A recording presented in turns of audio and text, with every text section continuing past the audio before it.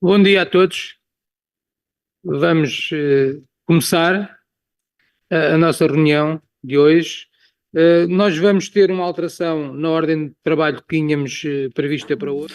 We have made a small modification to our agenda. So, Angel Lozano will explain the modification to us. I hope that you enjoyed Málaga and Torremolinos, and I hope that you had a great time. Buenos días a todas y a todos.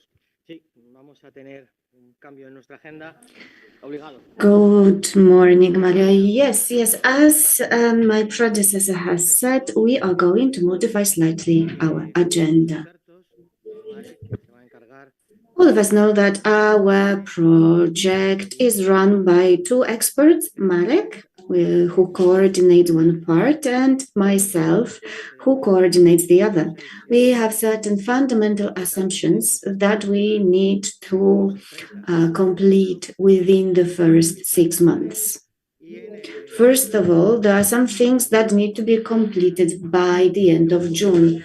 Vlogs, chatbots, and so on. So Marek will deal with vlogs and I will be dealing with chatbots.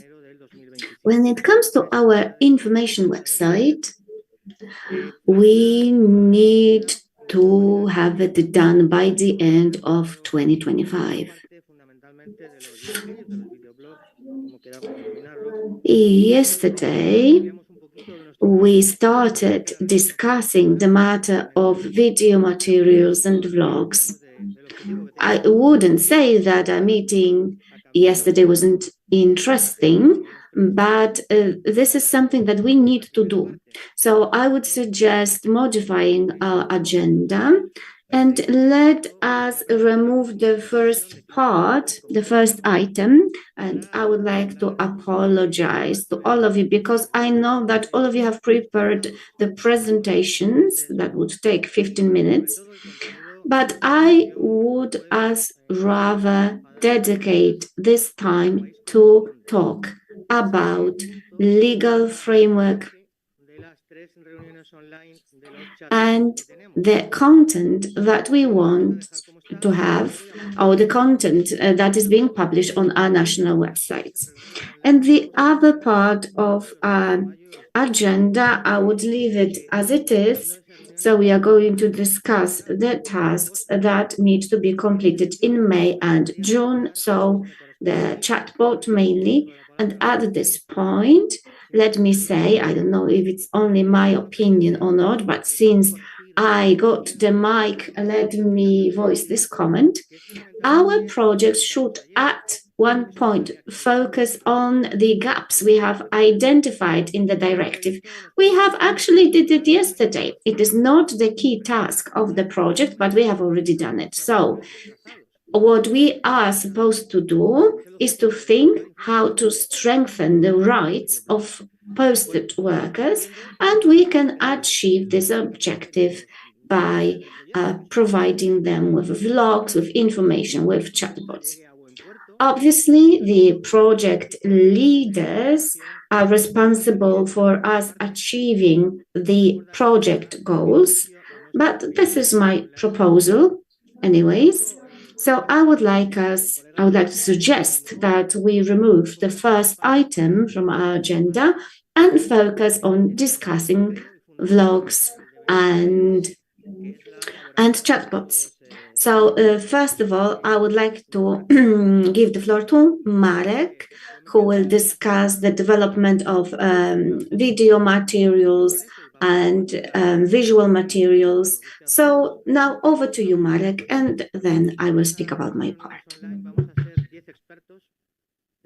So let me just say that we will need to organize 3 experts meetings online within this project.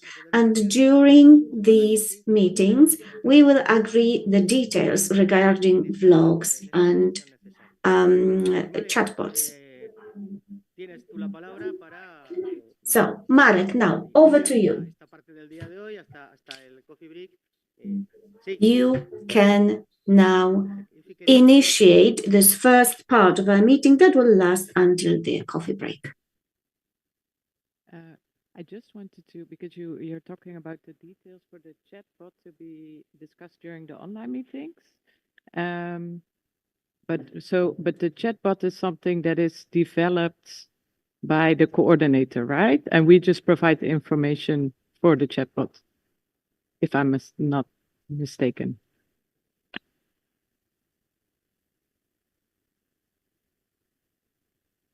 Sí, correcto. Luego lo vamos a debatir, claro. El chatbot. Yes, indeed. Yes, indeed. Yes. So the chatbot as a feature will be developed for us by an external company. This task will be outsourced, but we need to decide what type of chatbot do you want.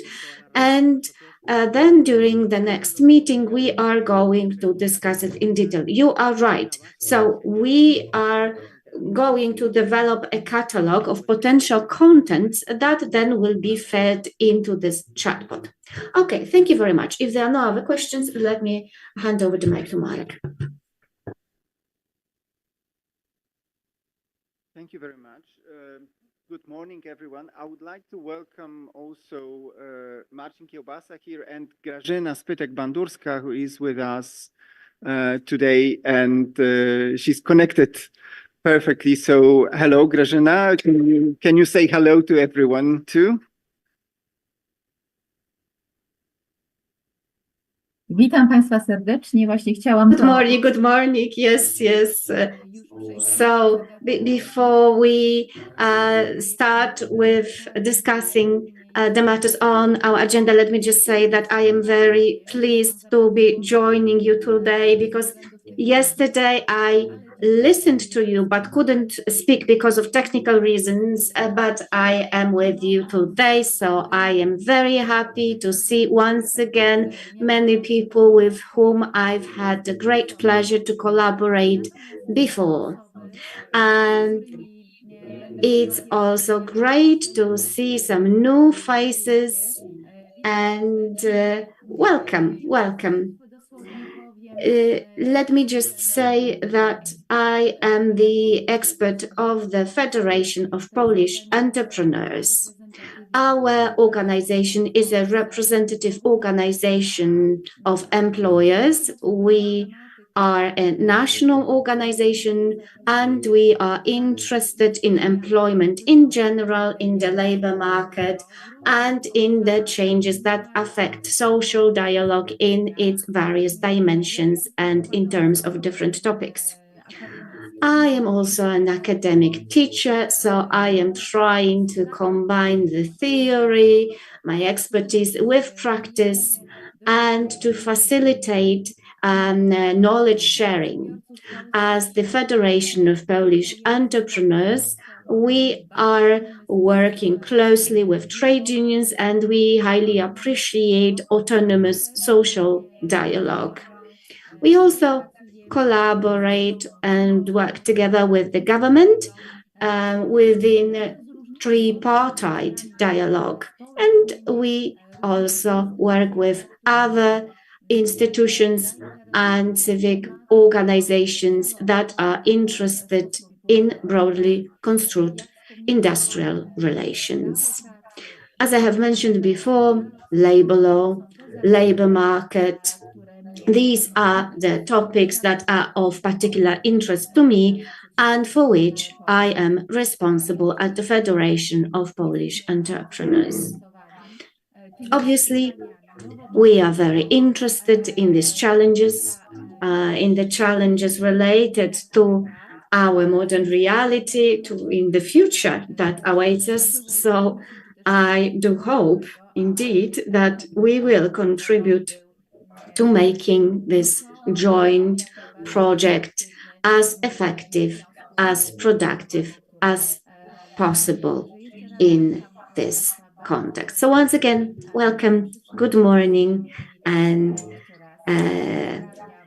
I would like to once again say hello to people that I already know and to those who don't know me yet. Thank you. Thank you very much. And Marcin, will you say a few words about yourself?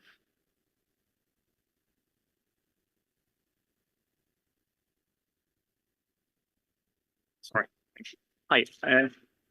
Oh, sorry. This is me in person. You could have seen me yesterday via online, and perhaps few of you have seen me last evening, last night, because I came very late. So it's always me, the same person as yesterday. So introduction made yesterday is also valid for today. And since I was late one day for our meeting in person, I also brought some sweets, which are typical Krakowian sweets. And if I may, I would just open them up just now and start from Mr. President of our meeting. So Mario, please to you, and please pass it on, okay? Please, thank you. And that's all from me. Thank you, and very nice to see you in person all.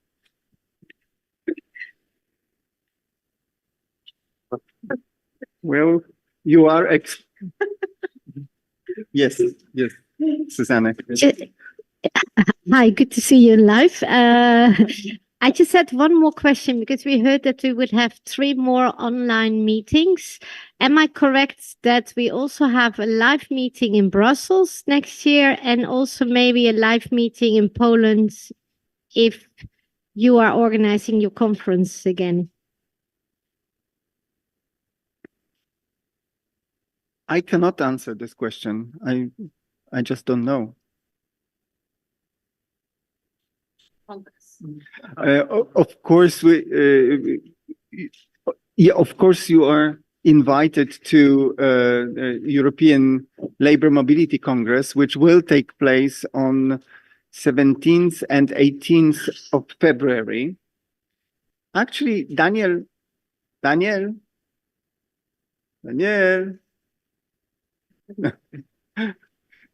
can you switch on? Can you switch on my presentation? Sorry? Can you switch on my presentation? My second. Yeah. Sorry.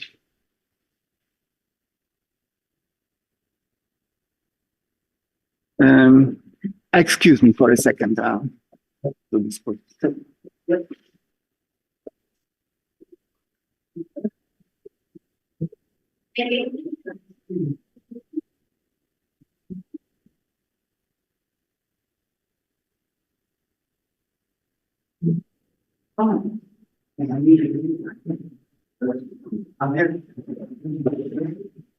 Thank you.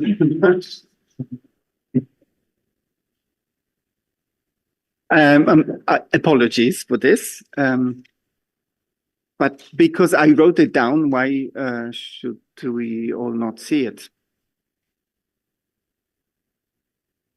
Well, we shouldn't see it for technical reasons.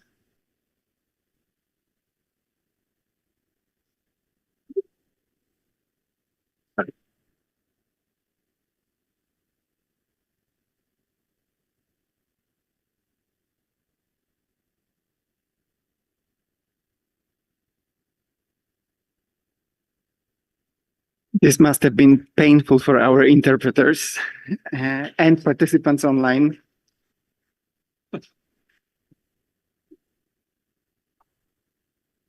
No, oh. We are back.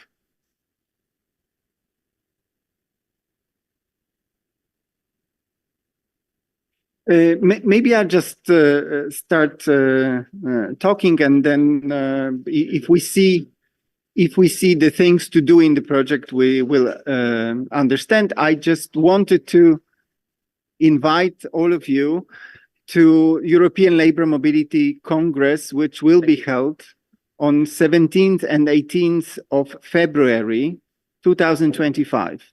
This Congress will be held in Krakow, and it's going to be a big event. We hope to invite 500 participants or more if possible. And this is going to be a two-day event. The first event will be the plenary session, like usual conferences that you know. But the second day will consist of the workshops, and I hope that one of the workshops will be dedicated to our project. Apart from this, while we are preparing the Congress, which will be part of the official program of the Polish presidency, which starts in January next year. This year, we're not organizing the big Congress due to budget constraints, but we do organize a one-day conference in Warsaw on 20th of May, and I've seen that some of you have already enrolled for this conference. So you are most welcome to join this conference as well. This conference is called EU Service Providers in Harmony with Law. And the purpose of the conference is to show how jurisprudence and legislation and national practice can actually help and not be barrier as it is perceived to the entrepreneurs in delivering services cross-border. We will have 4 discussion sessions, one devoted to posting of third country nationals. As we've agreed yesterday, this is a very hot topic that needs also political solutions, not only legal. The second one will be about the digitalization of the processes in the posting of workers, and we called it AI in harmony with cross-border service providers, and not the other way around. Cross-border service providers in harmony with AI, because we believe that at this stage, AI is still a tool for the humans and not the other way around. How long will it last? Well, you will see in May. The third session is devoted to posting via temporary work agencies. Because this is also the main topic on the agenda of European Labour Authority. And the last session will be devoted to very specific sector, namely the live-in care for elderly in the cross-border situations, because this is very interesting sector, which is mainly done cross-border, which is very strange, and we are looking for explanations for that. It is also a sector where the gray zone is still prevailing. So we will look into the possibility of drawing a roadmap of getting people out of the gray economy to the formal economy, and for the workers to also have social security protection. So this will take place on 20th of May. This is also Monday in Warsaw. Yeah, at the end of my presentation, then this is what I wanted to show you. I have all the details of these 2 events. You will get the presentation also, but you can take screenshots. Coming back to, I don't know if this answers your question, because these are the events that the European Labour Mobility Institute is preparing. But also we are supposed to, and here I think it is, organized, this is point 6 here, organized national events between May 2024 and January 2026. And as far as I understand, the assumption is that in each country where the partners come from, there will be one national event, which may be held in your national languages. So we do not expect international conferences like the one in Warsaw. And the participants or beneficiaries should be the stakeholders in the posting of workers. Susanna, you want to ask a question, I see. I have to double check. I thought in the application it was only meant to be in 4 countries and not in the Netherlands, but I'm not completely sure. So maybe to double check. Okay, let's double check it in the application. Yesterday, we spoke about deficiencies in information, and I would like to begin with continuing this exchange of thoughts, although yesterday we came to the conclusion, which is not really about particular types of information that is missing when workers are posted, but it is about the policy recommendation that we should force our policymakers or convince our policymakers not so much to change the law or write the new rules, but to focus on better application of the existing rules. And I think we could make an impact also not only on the beneficiaries of this project, but also on policymakers, which I believe is not the part or the aim of the direct aim of our project. We did not formulate the policy recommendation part in this project. So when we speak about deficiencies in information, this will be, if we define them for each organization represented here, this will be the information that we would need to provide. We would need to fill these gaps in the form of video blogs, in the form of chatbot, and in the form of content on web site. And when it comes to video blogs, which is my part, I have a very simple proposal, and I hope you would accept it.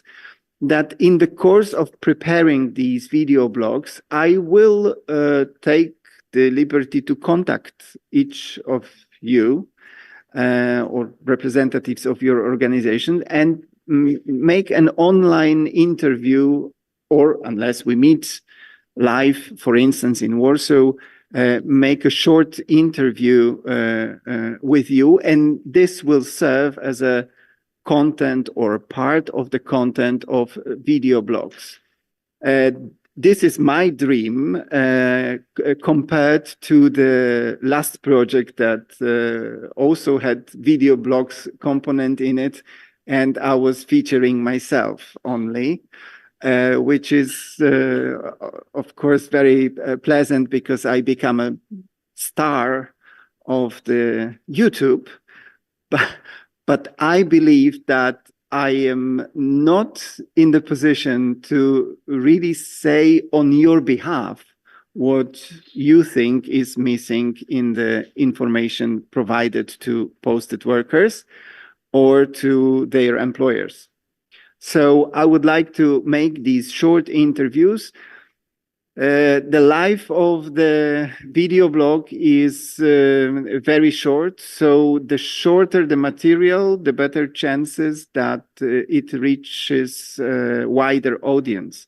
That's why we must limit these video blogs from half-an-hour interview to 3 minutes content, because nobody will look longer than 3 minutes unless it's so interesting that you are dragged in like in the best series on Netflix, which of course is possible if you help me writing the scenarios for these video blogs.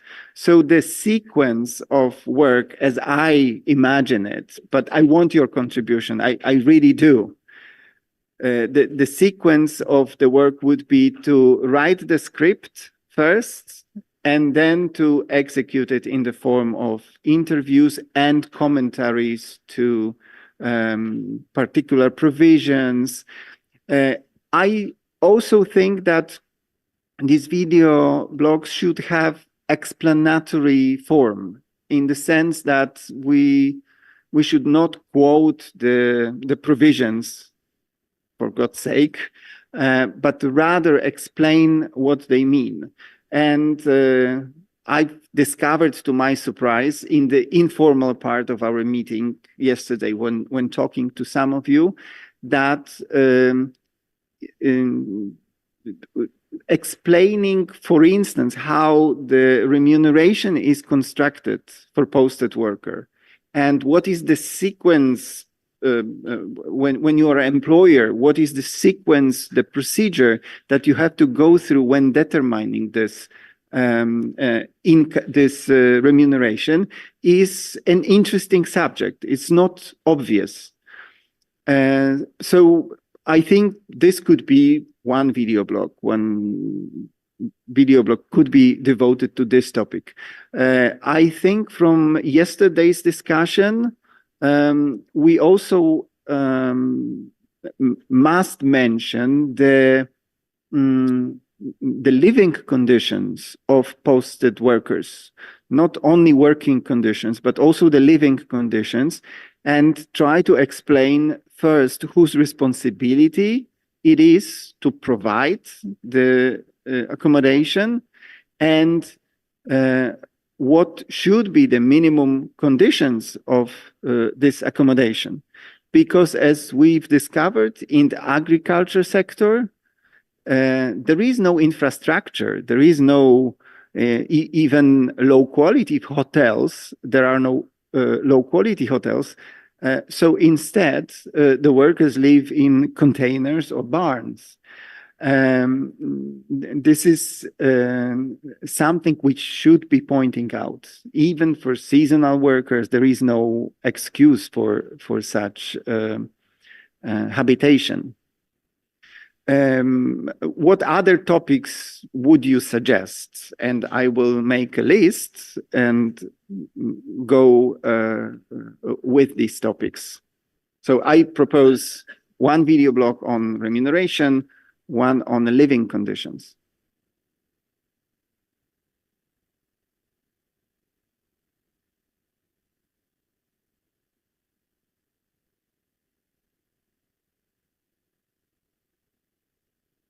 Marek, the second one, video blog about living conditions of posted workers.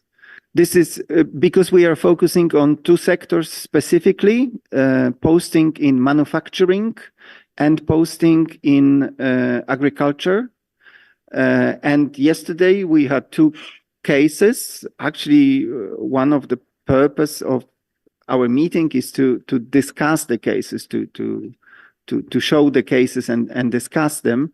And both of them by Grzegorz and Angel were about the living conditions in agriculture sector. And I understand that the reason is not that the employer wants to humiliate the workers. They just don't have the infrastructure. And it's a very can you have workers without infrastructure for them? I mean, if you ask this question without the context of agriculture, everybody would answer no way. Everybody would say, of course you have to provide accommodation. But when you put it into the context of impossibility of providing accommodation, then we have a real problem. How do we pick the soft fruits?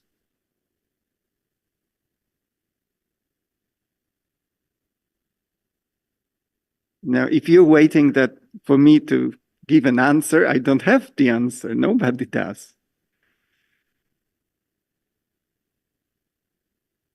Okay, what other issues would you think would be? Let's make an extensive list of other issues that should be the subjects of the of such video blogs.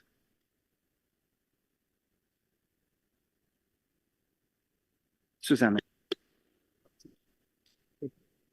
Yes, and by the way, I just checked, and there's only in 4 countries, in 3 countries, such plans foreseen in Spain, Portugal, And Poland and Poland. Yeah, so not in the Netherlands or Norway. or Norway. Yeah, just one question. We are part of the campaign, so I was just wondering, is these videos, are they part of the campaign? And secondly, I can also imagine that we either include some topic related to specific focuses we wanted to work on, like recruitment agencies or seasonal work. From our point of view, it might also be interesting to inform a little bit about labor exploitation and human trafficking, but I'm not sure who do we target exactly with those videos. So I put the ball back to you. That's a very good question. And my intuitive answer is that we will all target our own audiences.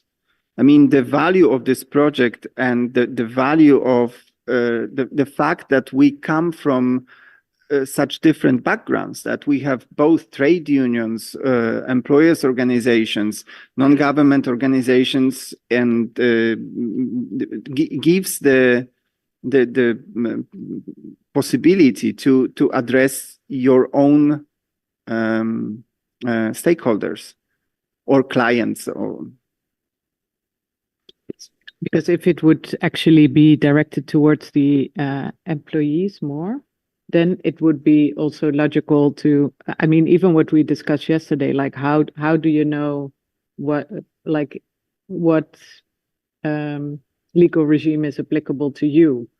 And how do you, like, when you are in a situation where the situation is off, what do you do? Like more on the basis, I think sometimes it's also about like more how you can empower workers themselves to find their way in getting their rights. And you can do the same thing for the employer. How do you give them the information and the right tools so that you have both perspectives? But I think if you want to have it a bit more comprehensive, it would be nice to have these different perspectives, because then, yeah, it doesn't matter whether you are an employer actually wanting to hire posted workers, or you are a posted worker yourself. These thoughts might still will be interesting. Well, very nice that you mentioned this, because I almost forgot about homework that we all had. And I didn't have the courage to ask, but I was walking through this little pueblo that we stay in. And I'm sure you also have seen there is a small marketplace for artisans from South America. There is a Chilean stand, Cuban stand, various other stands. I take it for granted that they are self-employed, and because they work under the tent on a designated place, they must be somehow legalized here. But when you look at the gentlemen who are selling high quality and certainly original purses for ladies of Louis Vuitton and other famous brands, and these purses are accompanied with the certificate of originality, then I doubt I have problems with determining their legal status as workers. Who do they work for? I take a wild guess that it is a very well-organized structure of salesmen who have their bosses and who report to their bosses on daily basis. and they are certainly, or most certainly, third country nationals. So the question how to spot a posted worker, or how to distinguish a posted worker from any other migrant worker or foreign worker or self-employed, it could be the very interesting topic for the video blog. So even if these video blogs only raise questions and don't give answers, this is, I think, also very useful. I give floor to Angel and Mario first, and then to you. Bom dia a todos. Sim. Bom dia a todos. Deixem-me dar aqui contributo. Good morning, everyone. I'd like to say something. I agree with a few suggestions that have been made for our campaign. Our campaign will be about creating vlogs. One will be about the living conditions, and this is a very important topic. However, I always prefer a positive approach to matters like this. We could also mention collective agreements and their importance in one of our vlogs. We talked about it. Maybe we could have one employer or one entrepreneur as a main hero of one of our vlogs. And for example, they could say that they have collective agreements in place in their own business. And then another person, an employee, could also say about the benefits of collective agreements. It is very important to convince employers who do not apply collective agreements to apply them. But also it's good to make employees aware that collective agreements do exist, especially if they are migrants or if they are refugees. Many of them are occupied with something else. They think about their country, about their home, about their family. We need to tell them about collective agreements too. I think that we can also talk about remuneration in one of the vlogs. But let me emphasize what I just said. I think we should be positive in our messages. We should not only focus on presenting the issues, the problems, the boiling points. We should also try to show how to positively affect the existing situation. Thank you very much. I'll give the floor to you. Oh, Angel, yeah. Gracias. Sí, yo estoy totalmente de acuerdo con lo que acaba de comentar nuestro... Thank you. I'd like to refer to what Rogelio said. And also I'd like to refer to what Marek said. These people selling those purses and people selling those artisan products. I'm sure you have seen the salespeople from Africa with purses, and they're counterfeit products, of course. And these are examples of situations, and probably there is some kind of a Ponzi scheme or another situation. But these people, in many instances, just go back to their own country, take some of the goods, and then they travel abroad to sell these products. I think they are unregulated. Most of them do not even have a residence permit in Spain, and whenever police appears, they run away because if they're caught, they can be deported to their home country. Marek was talking about video blogs that we are expected to create. I agree with the proposals that have been made. I think if we just post a video with questions, this will be a supplementation, like an addition to what content is provided in the chatbot. In chatbot, I believe we should give specific answers. We should not leave questions unanswered in the chatbot. But in the videos, we can leave some questions unanswered, or we can present an issue and give people food for thought without giving a clear-cut answer. I think that we will be able to include in the videos the things that are not meant to be in a chatbot. I also liked what Susanne proposed. Human trafficking and migration issues can also be presented in one of our video blogs. The chatbot, I hope it will also include migrant workers, not only posted workers. And I hope that we will also include third country nationals.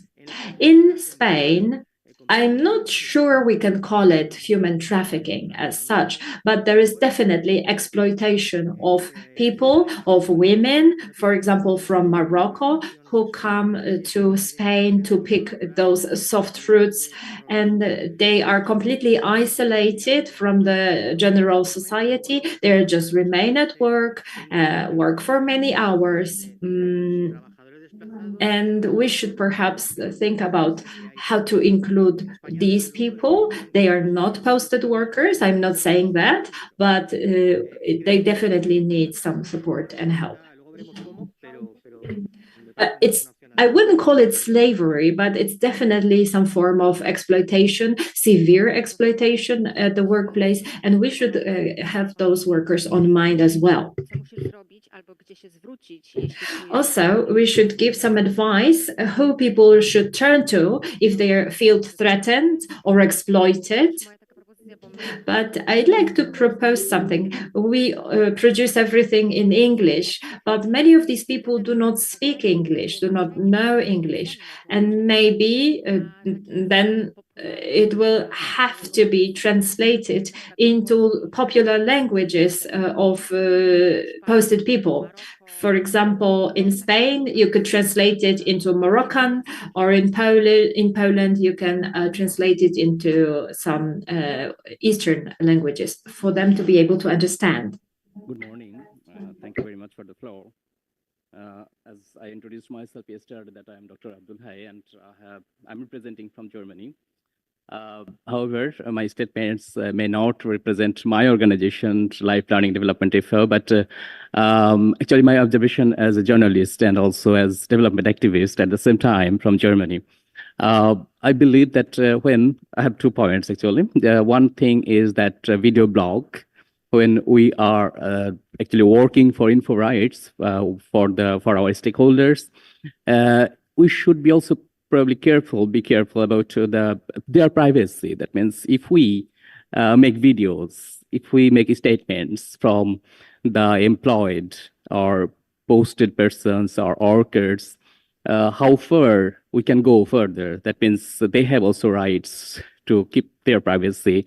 And as it is also, we take always written permission from our stakeholders to keep the information, that means private and secret, as long as they allow. So it is one concern actually from my side, but at the same time, it may also keep them at the risk of going against the employer or poster. So who can actually save or protect them from that situation? And that's why also a lot of workers probably don't disclose or don't take any action, although they know they probably have information, but they cannot take the action against it.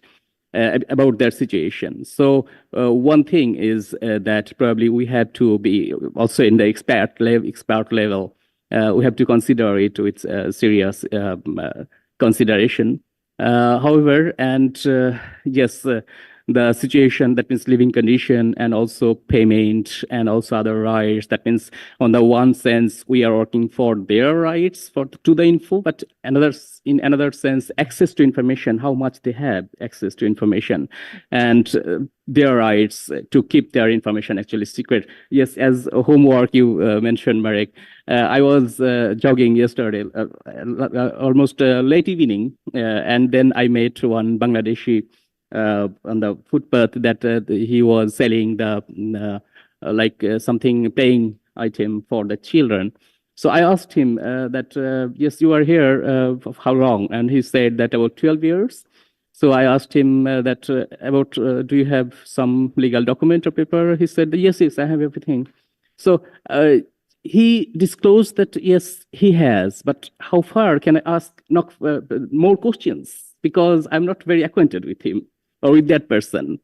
And the people will disclose, actually take time to be acquainted, to be close, and feel safe and trustworthy that, okay, the person is not going to do anything else. I asked him that, would you not like to go to Germany? He said, no, I'm fine very here in Spain. So it depends actually on the level or in which level we are talking, with which person, with the stakeholders, and how much security and safety feelings for their own working environment. Thank you very much.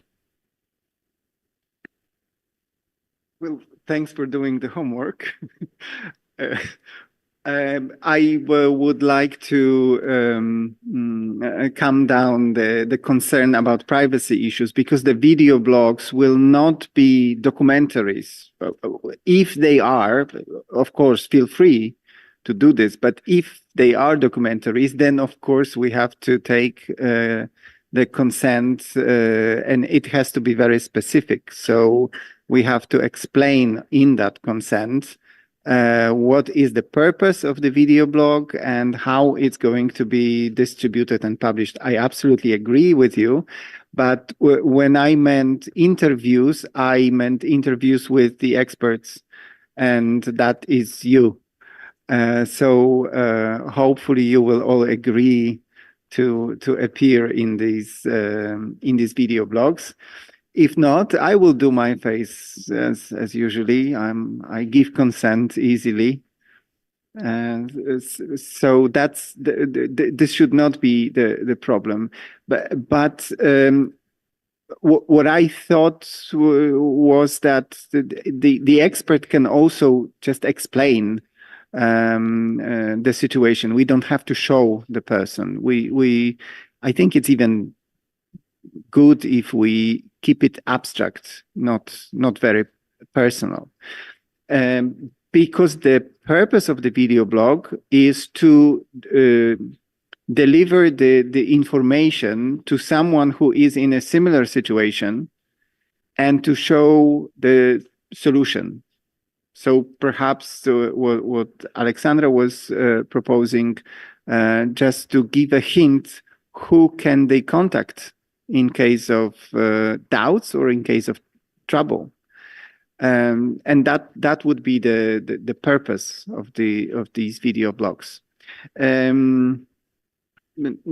Angel was mentioning that in the chatbot we need to give answers, and yes, absolutely, that's the purpose of the chatbot.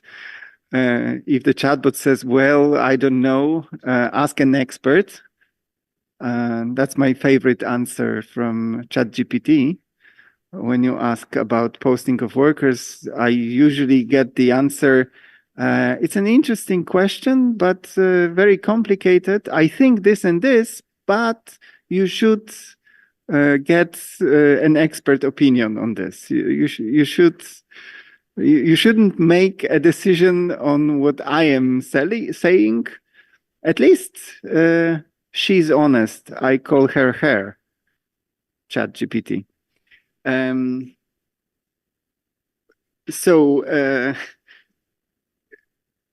Anyway, when we come to the video blogs, I think when you just pose a question and leave it unanswered, this contributes much better to raising awareness to raising awareness than giving instruction, a simple instruction. Raising awareness, raising awareness is also one of the purposes of our project. So I think we are allowed to make such video blogs. Susanne and Alexandra. Yeah, I think the basis is, of course, our application, and maybe it's also good to see what we have written there, but also to know how much is our responsibility, because in the application it says we will have 30 video blogs covering all the AU member states. So those we don't cover with the partners, the coordinator, I think, will do, or I forgot the name, but there is someone mentioned who is responsible for, Vicky Mental is responsible for that. And then it says covering the rules of social security and an overview of the posted workers directives. So that's already there. I'm fully fine that we do all the other topics as well, but how does it relate, and how many video blocks do we each have to do the partners? Do we do 2 or do we do 1? That's not completely 20. Clear to me. Now 30 in total. Yeah, let's make, because it's not decided. We have to decide it in this consortium. So who does the video blogs and in what number? And I would stay here flexible at the early stage, because we might have a situation where we need few more specific topics or few less specific topics. And answering your first question about the content, that it should be the explanation of social security of posted workers and posting of workers directive, yes, indeed. But if we want to have any added value in this project to what the Commission has already published in the guidelines for posting of workers, they have this nice booklet called Guidelines for Posting of Workers, which is comprehensive because it covers all the directive, all the provisions of the directive. We need to focus on what we have discussed as deficiencies, because then if these are real problems, we are addressing real problems. I wouldn't make a video vlog about long-term posting. This is Article 1B, 3.1b in the revised Posting of Workers Directive, which says that after 12 months of posting, when the period of effective posting exceeds 12 months, we speak about long-term posting, and then the extended employment conditions apply to posted worker. And you can extend this period from 12 to 18 months by simply sending motivated reason for extension of this period.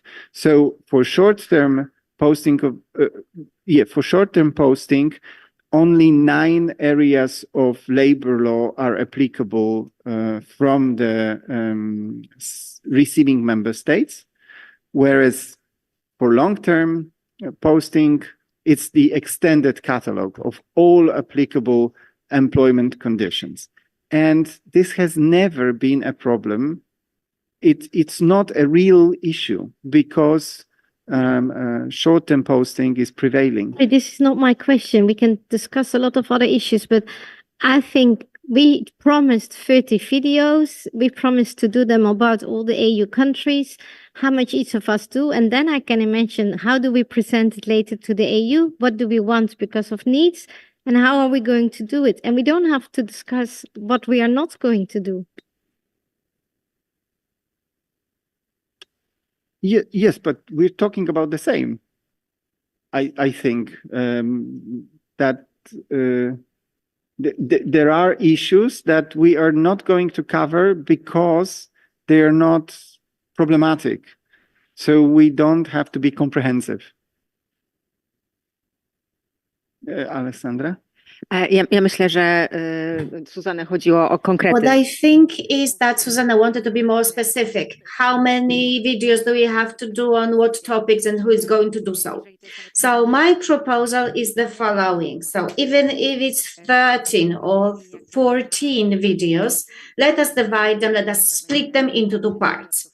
One part for employers who post workers and the other part for posted workers, responding to their questions. And then the topic, one of the topics is the topic of social security, right? So where do I go to a doctor? If I'm posted, I have insurance in my state of origin, in the posting state, what am I entitled to if I get sick?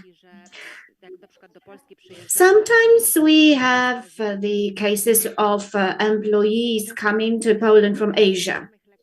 Unfortunately, they cannot take the same medicine as we take.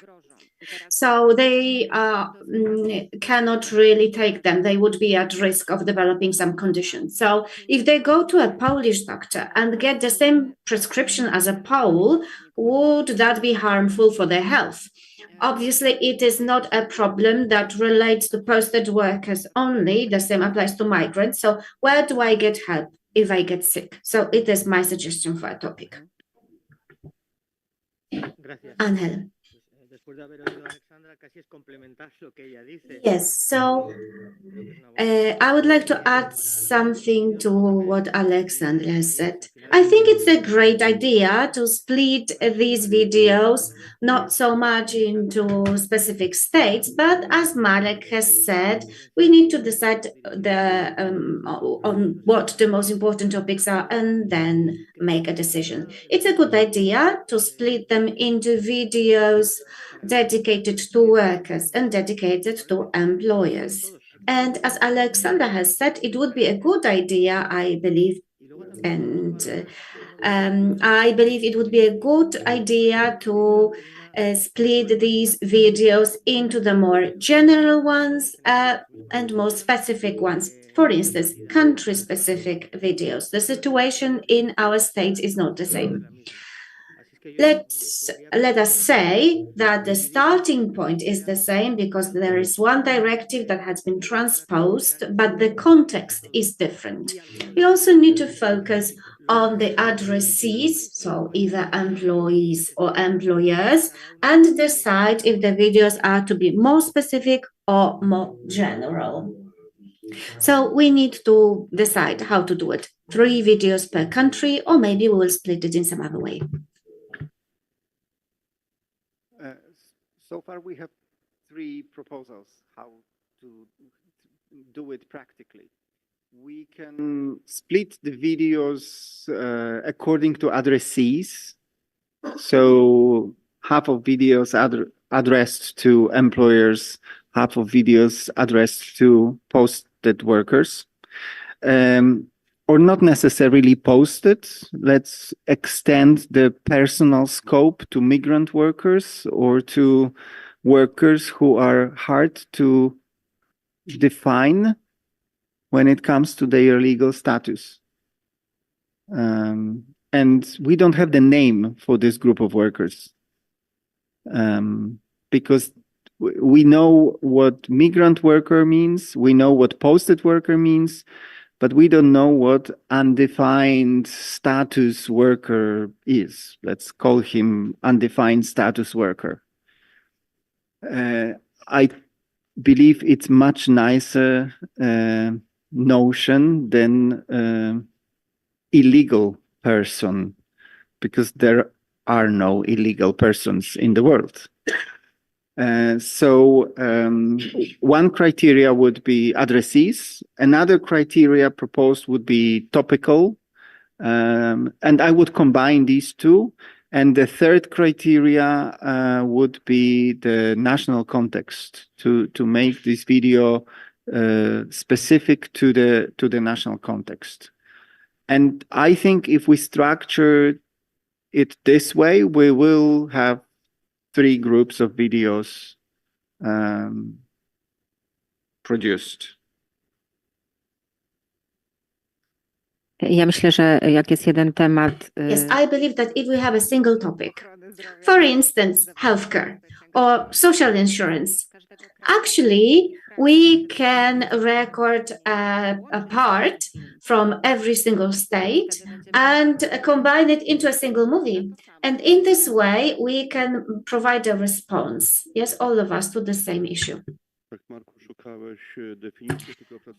Marek, so you were looking for a definition for this employee who came here and is trying to deal with their situation in a way, for instance, by selling bags, by selling drugs, and so on, legally or illegally. There are migrant workers, there are posted workers, there are many different categories of workers, but let me just call them incoming workers, because we need to distinguish them from legal workers from abroad working in Poland, right? So Spanish workers working in Poland, they do not need films, any assistance from us, but we need to call them in some way so that we could distinguish them from others as regards the topic we are dealing with.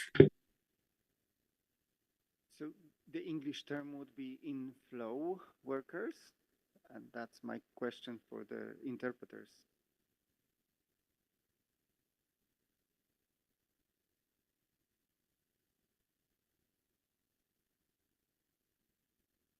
Okay. Thank you very much for that. I take the notes for this category of workers. I think we have it. But some not redacted. No interpretation of Gregorish have spoken, and there was no.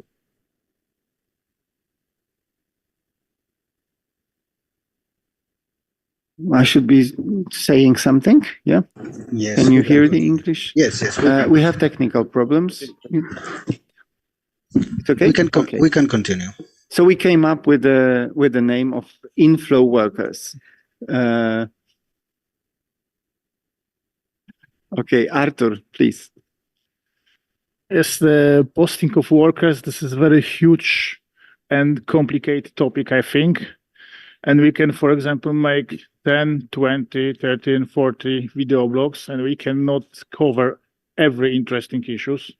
That's why I think that we can choose the most interesting issues for the employers and the employees. And to the end of the video blogs, just leave the context. If you have any questions, just contact us. I think because we cannot answer any questions according to the posting workers in the video blogs, I think. Thank you very much. This is a very good connection with our number 7 here on my slides, because by the end of the project, namely the second year of the project, we are supposed to provide advice services by directly available experts. Which means that if we have these video blogs by January 25, we can encourage to contact the experts. This means that at the end of each video blog, because I understand they will be universal for all of us, even if they are country specific, they will be published by all our organizations. We will be responsible for distributing the video blogs through our channels, all of us. So this last section, last 10 seconds should be the list of contacts to the experts in our organizations, as I understand. Okay, I take a note of it, and we'll execute this too. Do we have it? Do you think we coming to the shape of the video blogs, more or less, the content? I think I need more topics, we have 5 or 6. I need more specific topics from your suggestions. Because the next step will be probably by us, Marcin and me. We will probably write not the scripts, but the very short description of the content, and then I will ask you to develop it to the scripts.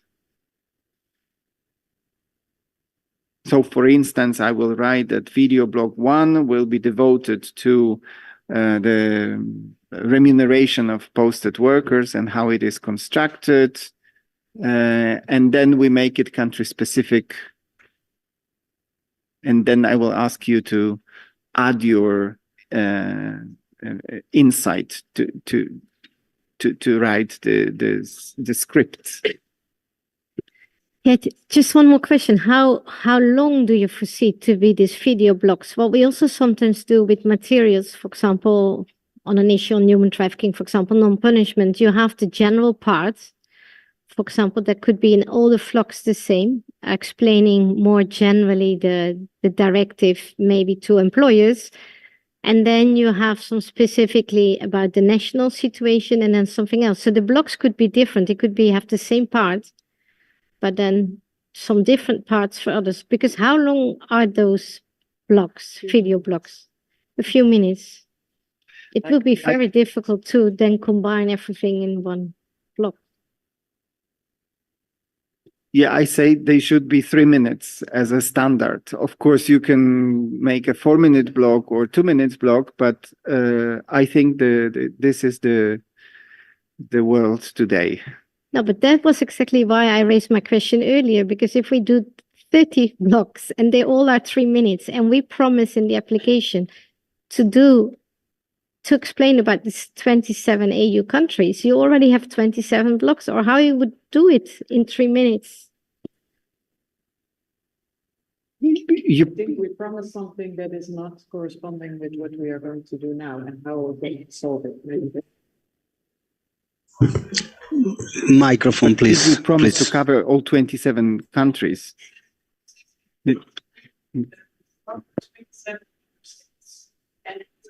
Please use the microphone. It says we will have 30 bots covering 27 member states and the directives. So that, and I don't know, like, yeah, I'm. And it also says each of us will do one vlog. It doesn't mention one, but each of us does.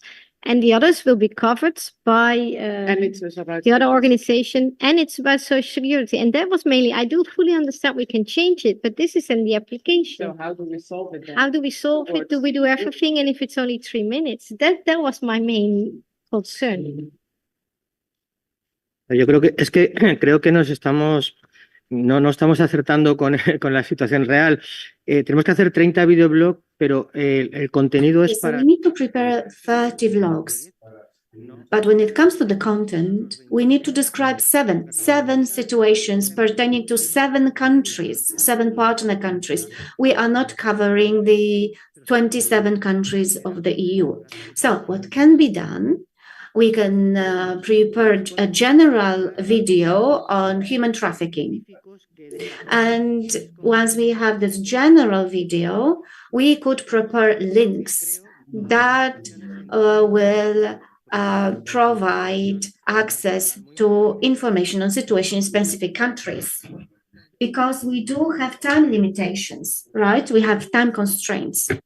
I don't say we have to do this, but I'm just saying what's in the application. So someone put it there. We promised to do this. So we said covering 27 member states. I just read it from the application. Well, but if we could interpret this as being, because you're right. On Yes, please use the microphone, please. Video blogs are expected covering 27 member states, Norway, the rules on social security, and an overview of POW directives. More to. All right. Okay. So technically, I would say if as Angel said, if each partner country covered their country, that would be what, seven video blogs, right? Perhaps on different topics. Perhaps some of the video blogs could just directly cover like issues across the board, right? So without actually specifically going into, I don't know, Italy blog or blog concerning Romania and so on, right? So perhaps if we could do this, right? Perhaps each of the country or each of the partner would make 2 or 3 country specific blogs. That would be 21 blogs, and perhaps the rest could be simply covering issues in the European Union across the board. 1 could be, or 2 could be dedicated to social security, or an overview of the posting directives. Perhaps we could go in that direction, and this is also perhaps confirmed by page 3 in the application, because on page 3 it says that we're talking about an informative portal covering terms and conditions of employment for each member state and Norway. So each member state, without actually saying each of 27 member states, but each member state being each partner country of the project, right? We could interpret this this way, right? Well, we're lawyers, so we're meant to be interpreting. That's true. That's true.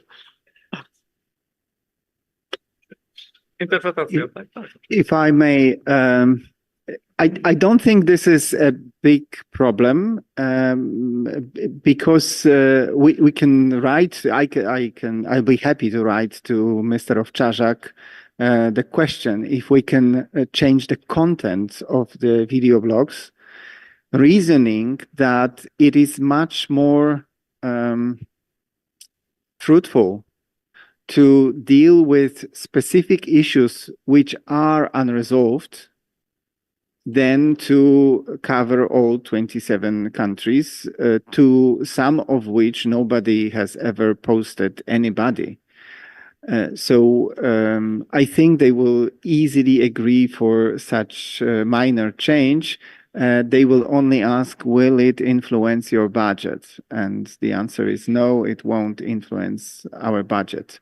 I think if we agree that what we've been talking about this morning is more important than producing 27 country-specific video blogs for 27 member states, then I take the burden on me to convince the Commission for such minor change.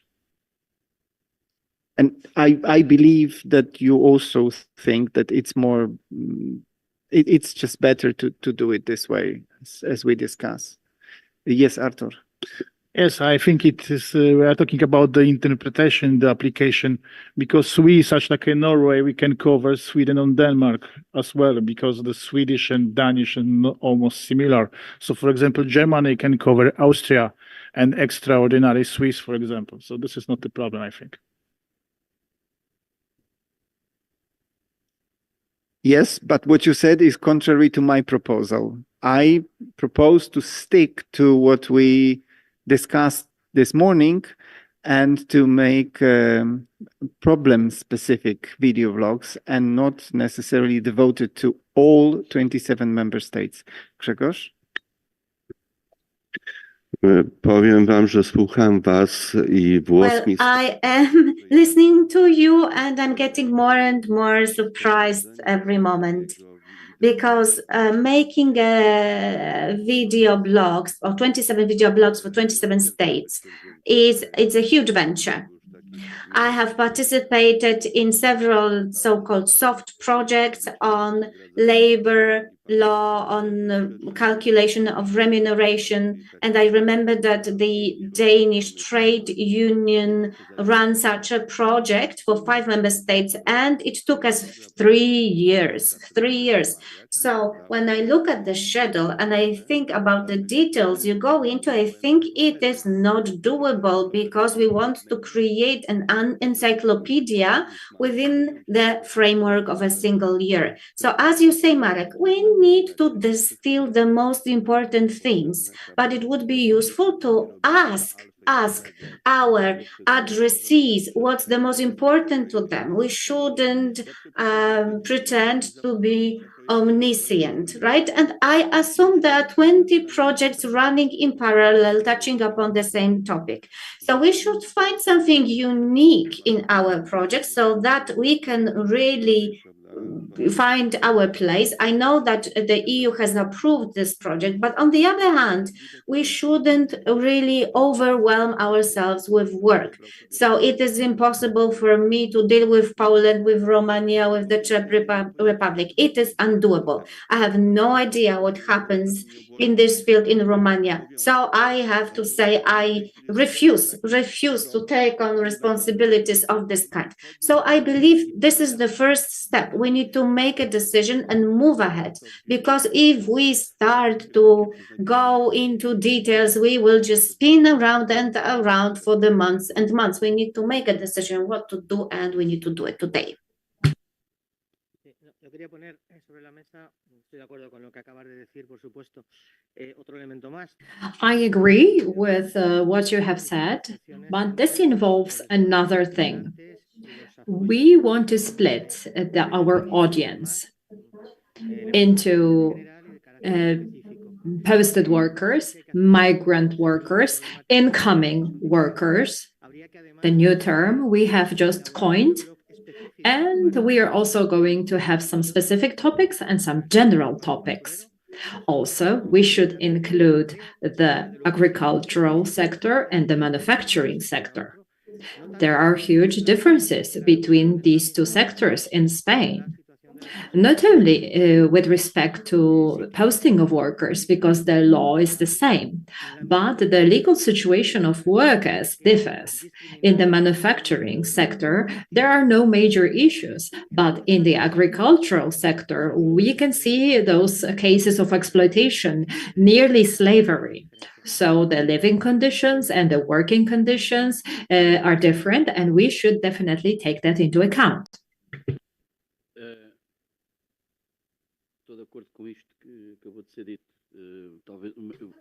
I agree with what has been said, and I have a specific idea that perhaps will guide us, will help us.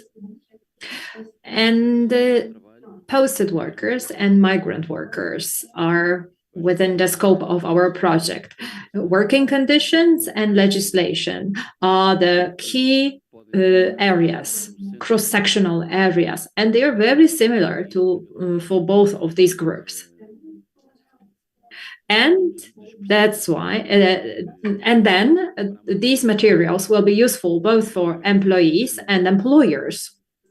I'm sure there are many important topics, but I don't think we should go into too much detail.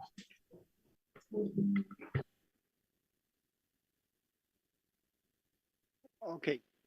Can we first agree that we will not do 27 member states in the video blogs? And I will arrange it with the Commission. And I think it's easy because it doesn't influence the budget.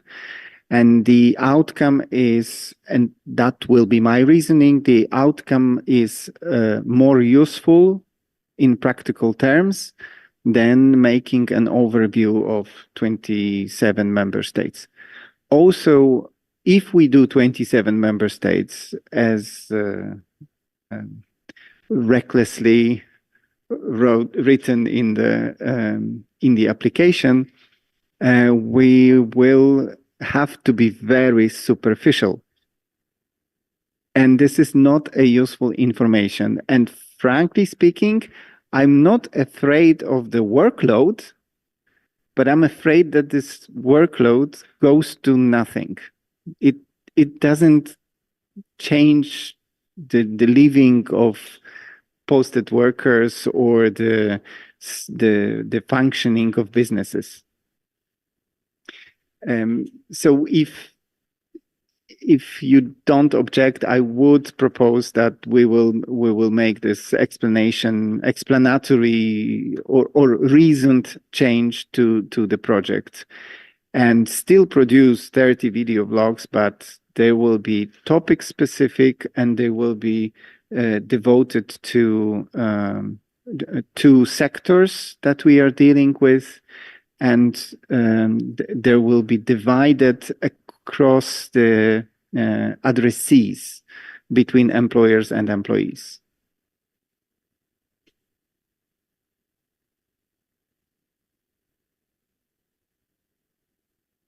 Is that a yes, a silent yes? Yeah, everybody agrees? Okay, let's. Gracias. Thank you very much. Okay. But by the way, Susanne, thank you for pointing this out, because we would probably be going the wrong way. Now we need to straighten the way, but not towards what we wrote in the application, but towards what we want to do in the project. But that was also the only reason I said it. I was not opposing we do it differently. I was just thinking we should start from the moment thinking how to present it later to the commission and not promise one thing and do something completely different. I even doubt whether we need permission of the commission, because I do agree with some of them. We can have some videos covering Europe and then we say we include everything. So maybe for me, you don't even need to ask the permission. But I would just want to know, we say one thing, we say social security, we say this, and then it feels a bit odd here to discuss something else, because let's always start from the basis of the application. And I'm fully happy with any changes made.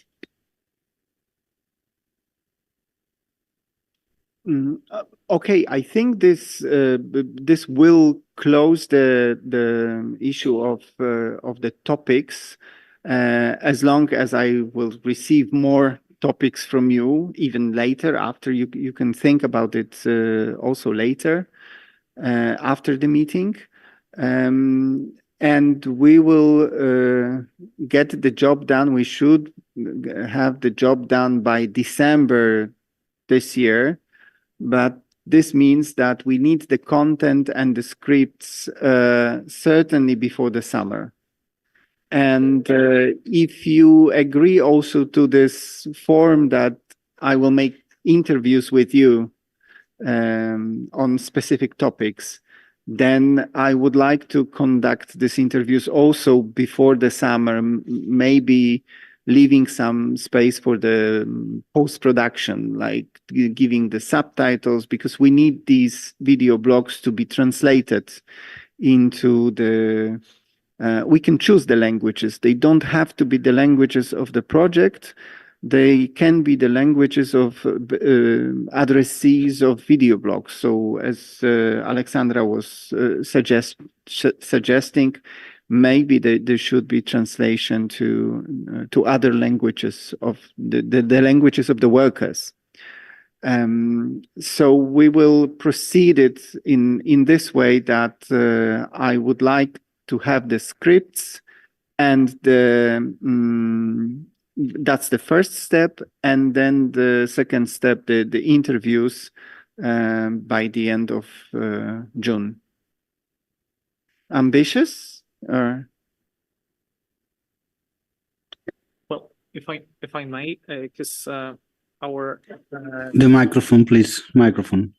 Document on page 51 says that from month 2 till month 6, we've got our partner countries, and we need to cover the specific case studies prepared by partners, right? So that would mean that each of the partners would need to prepare a case study, right, concerning the object of our grant, right? And this needs to be done by September, the latest, right? Given that by the 6th month, so that would be a September.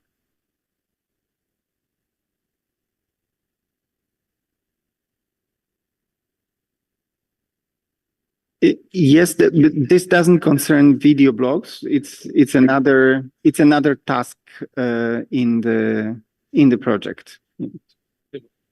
Oh, it's in the video blogs. Okay. So this is. I think we've done part of it yesterday, doing the round table with the cases, but we have too few cases, definitely. So one case about the remuneration, one case about the living conditions, and we need more cases. And those are, as you say, national case studies by all the partners. Yeah. Not all.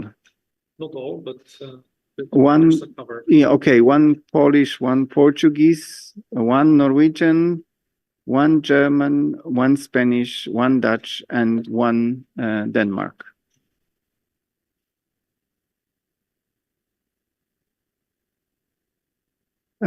So let's translate my words into the words of the project.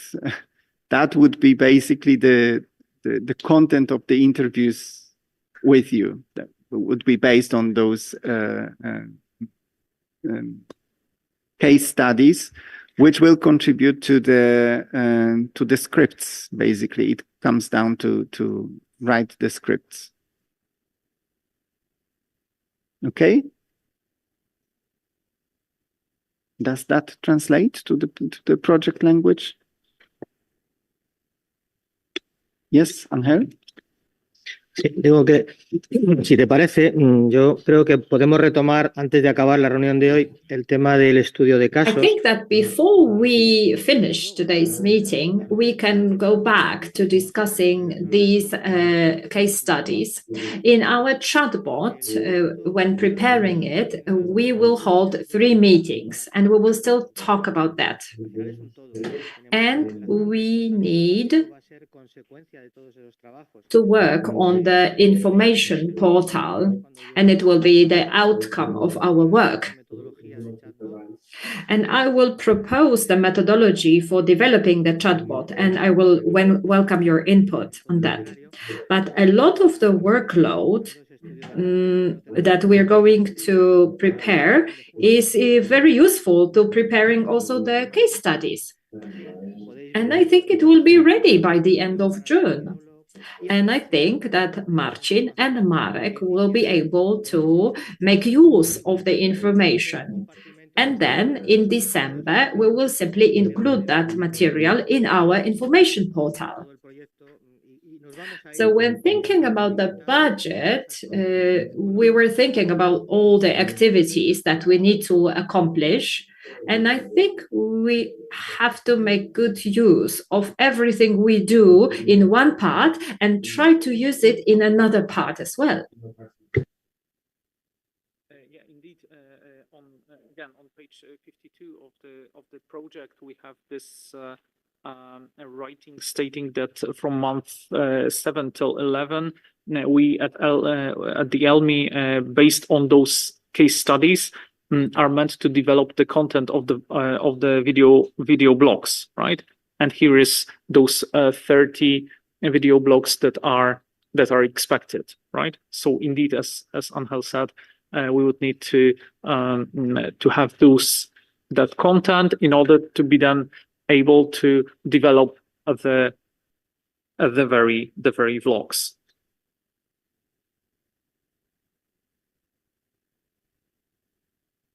Thank you very much. Still, we need more content, as Marcin says, more case studies, as the project says. It's the same thing named differently. But this will contribute to the scenarios. We will use this also for the content of the chatbot, but we will also use the same scenarios for the content of web page. So this will be, we will be telling the same story, so to speak. Okay, do you have any other suggestions related to the content, to the case studies? Yes, please. Okay, my question is like now we are supposed to create like develop a case study. I would be happy if we all receive like elaborative guidelines, like what are the things that we need to have in the case studies in terms of length, the numbers, so that each and every partner develops, it becomes consistency for everyone. Even the topics, like, what, hope you understand what I mean. Yes, I'll be happy. I'll be happy to prepare such a document after today's meeting, but not when it comes to the content, to the merits, because this is up to you. I need the merits from you. So yes, we can discuss the number of pages for the case studies, but not the content. I hope that the content will come from you. I think what she means, and we would also need that, is like kind of a template, like name, country, short summary of the case, and then Comparable. so they are comparable, they're similar, and you know exactly which questions you have to answer on this case, and everyone does the same. Okay, I'll prepare such document and distribute it after the meeting. Thank you. Any other suggestions to the video blogs?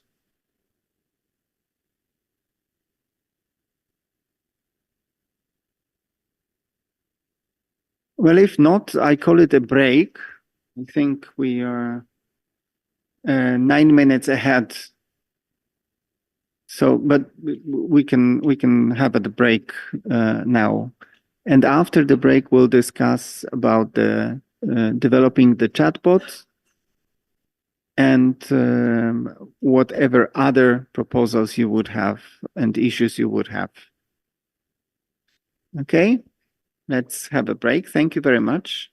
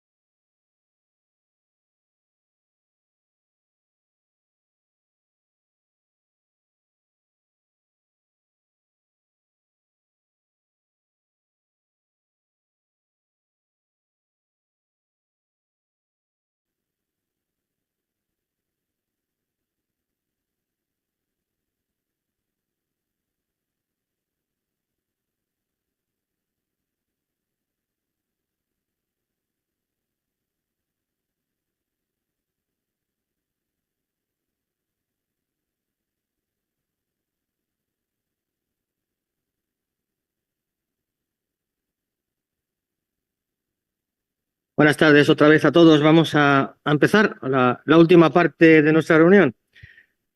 He preparado una presentación. Welcome after the break. We are starting the second part of our session. I have prepared a presentation for you. In the beginning, there is some information that is familiar to you, and some of this is repeated relative to what we have already said. So apologies for that. I think that everyone is already present, also our online participants. So as I said, in the beginning, there is some information, there's some material which might be familiar to you, but I will repeat this anyway, because all of that is essential and crucial for posted workers. We have all noticed that the information is either missing or incomplete about posting, and given the lack of information, some activities are not conducted properly or are sometimes contrary to the applicable regulations. And also, temporary work agencies do not provide sufficient protection to the workers, and not to mention remuneration and working conditions that are adequate. And therefore, we need to take all of that into account and fill in the missing information, fill in the gap. Also, some of the workers lack the language skills and therefore feel abandoned, feel isolated, don't know whom to turn to for advice on specific topics. Also, our project defines certain sets of information that must be made available to workers. Also, there will be time for discussion, for a debate among us, and then you will give me your feedback, whether you agree with what I am proposing or not. But don't worry, there will be 3 more online meetings where we will have a lot of time to discuss. Apart from the needs, we need to take into account 3 other elements which Marek commented on in his contribution. There are discrepancies between the number of A1 forms sent and the number of posted workers. And we can conclude that there is also a posting of third country nationals. Yesterday, I shared with you a case from Spain, and there is a difference between A1 documents issued and the number of posted workers. And this variance is roughly 40,000. So it's quite a lot. It amounts to almost a half of all the workers coming to Spain in 2021. What we are also seeing is that there are almost 2 million migrant workers who work under any type of contract, but it's not a legal contract. But there are also workers who come from Africa, Morocco, Senegal, and also there are workers coming from South America. Also, there are some workers coming from China, and the chart shows the directions from which workers come to Spain. Some of them are indeed posted workers, which are posted from a third country to an EU member state.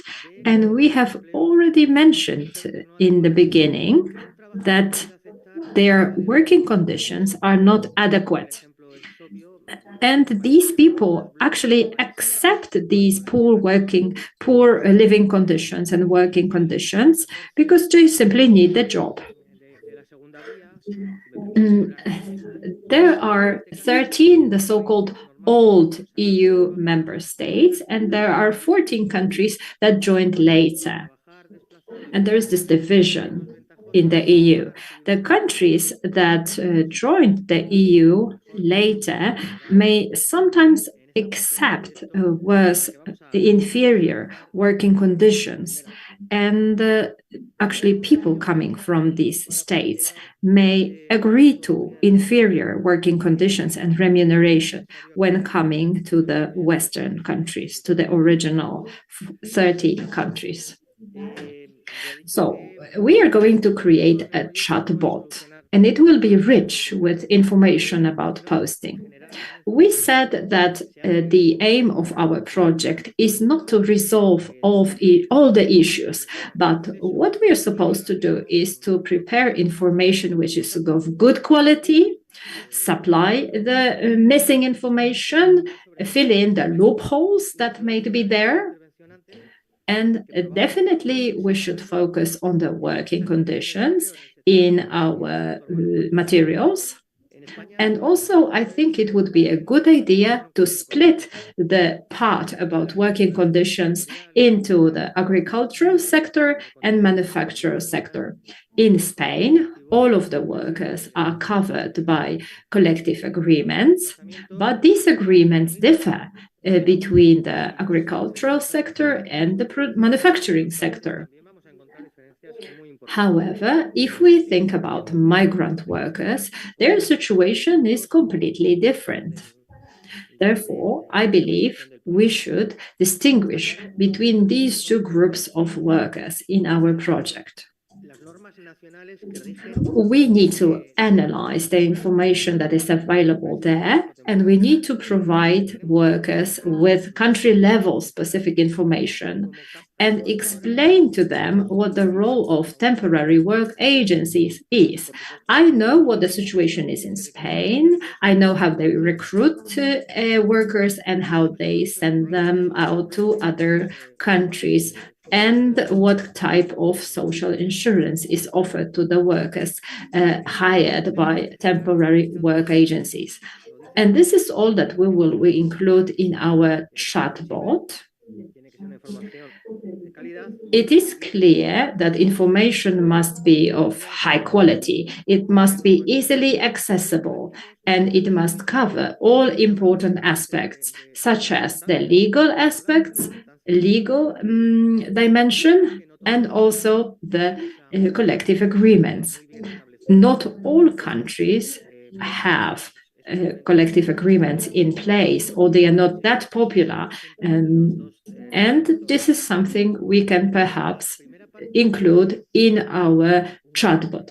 And as I said, it's important to distinguish and cover the differences between the two different sectors that we focus on. Once our chatbot is ready, we will also need to develop an information portal. The key purpose of this portal is to spread awareness and to raise awareness, and to also include some educational elements. In 2025, as Marek mentioned, this is what we will need to accomplish to simply launch our informative website. How should we prepare information that is easily accessible, clear, and understandable to workers? So what we need to do is to prepare 30 video vlogs. We need to design a chatbot, and we need to also prepare the information portal, but also we need to provide direct services that will consist in providing advice. Our chatbot, for our chatbot, we will need a support, an external support, and we will need someone who will simply help us design it. And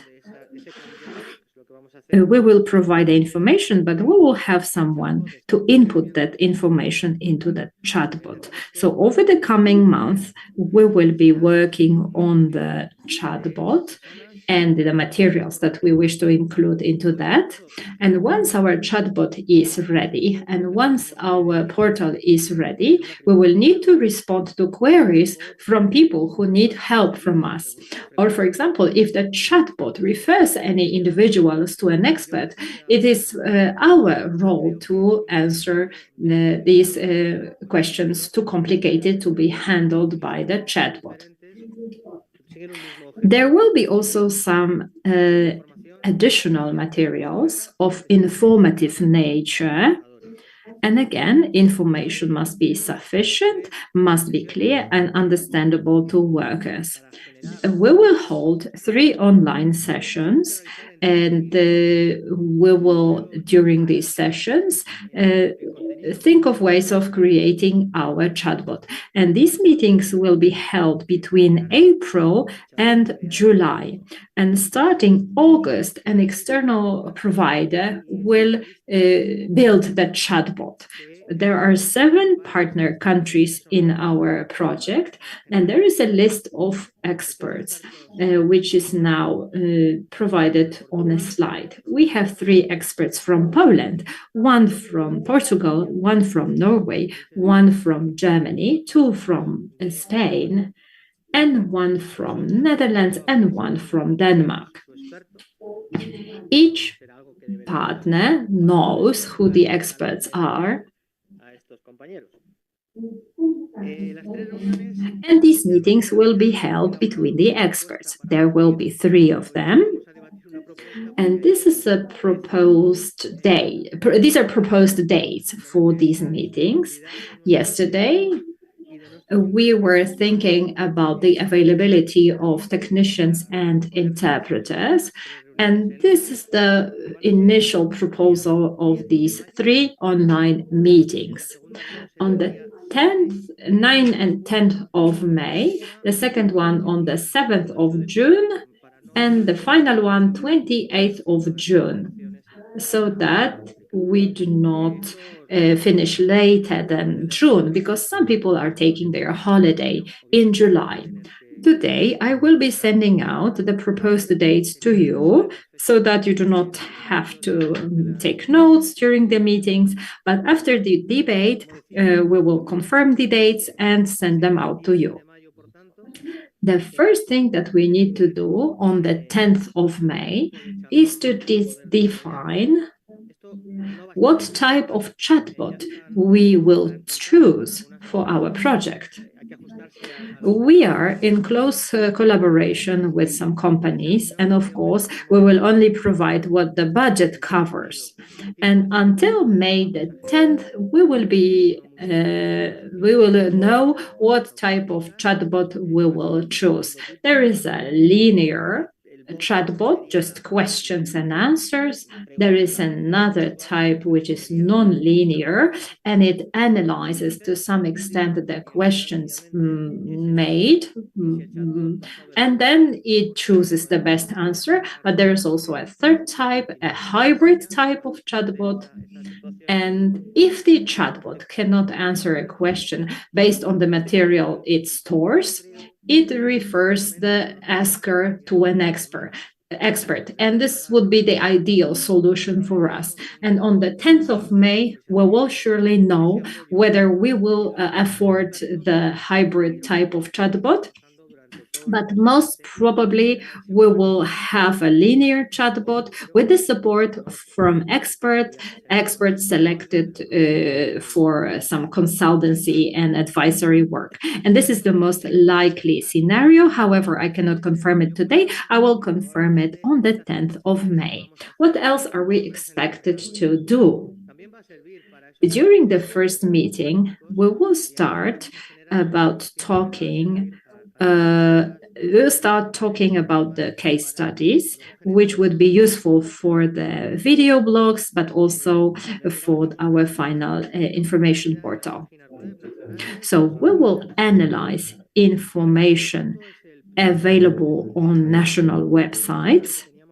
The starting point for us is this discussion, and it's a priority because this morning we were expected to analyze the national legal frameworks, but we didn't do that. But that's not a problem because we can still do that.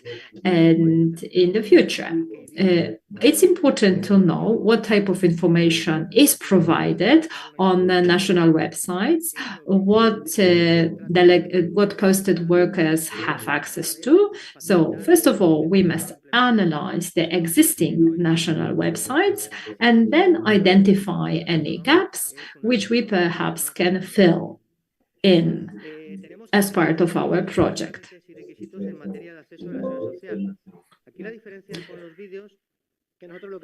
And also, as far as procedures and requirements are concerned, we must prepare quite clear answers and questions. I don't know how many, maybe 100 or 200.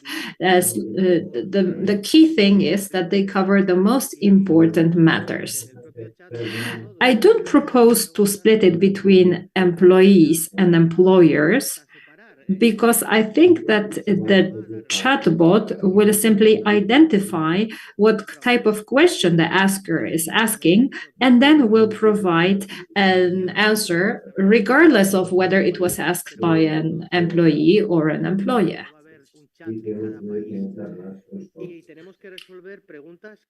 Also, we need to think of the languages we want the information to be provided in.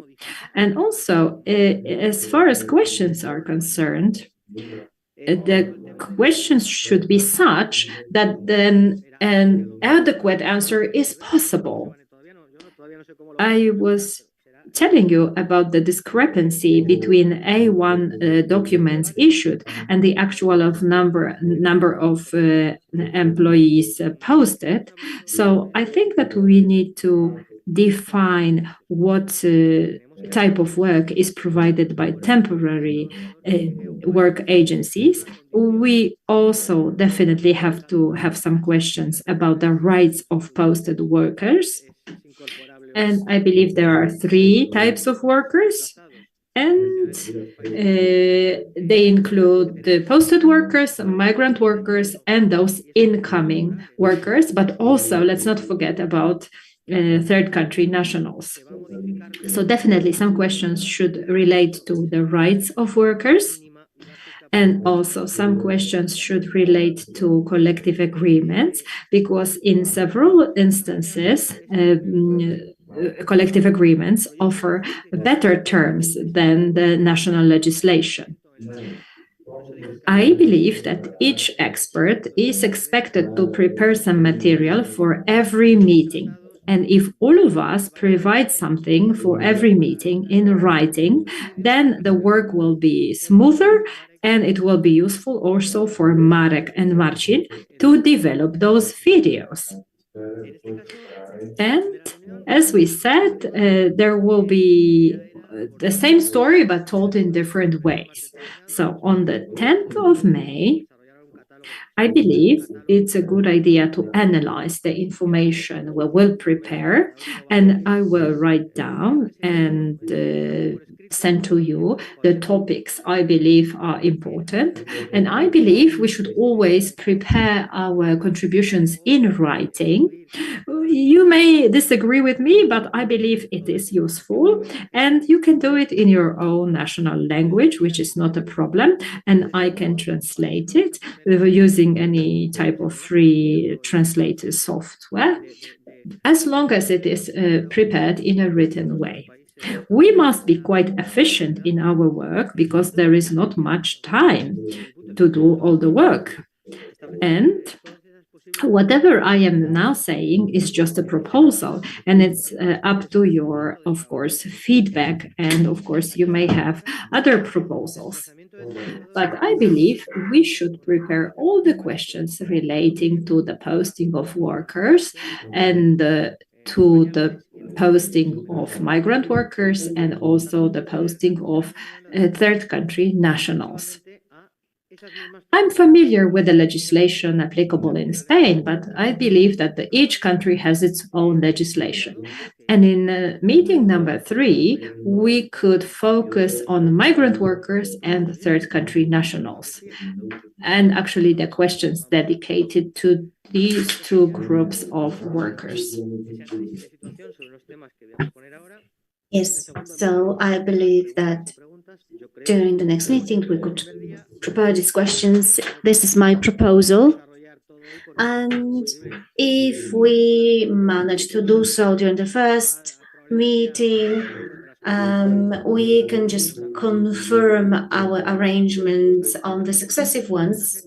But I would expect that it is the second meeting when we will have our questions ready and we will be able to discuss the quality and potentially improve them.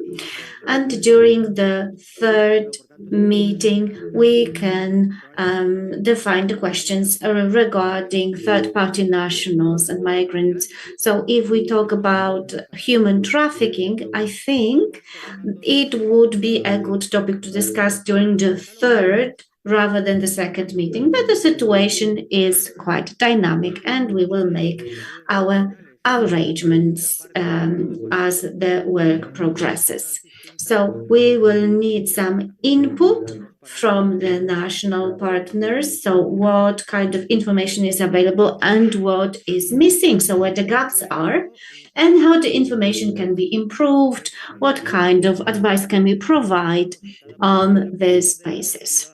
We are also going to analyze the difficulties that are country specific as regards the implementation or rather application of the directive.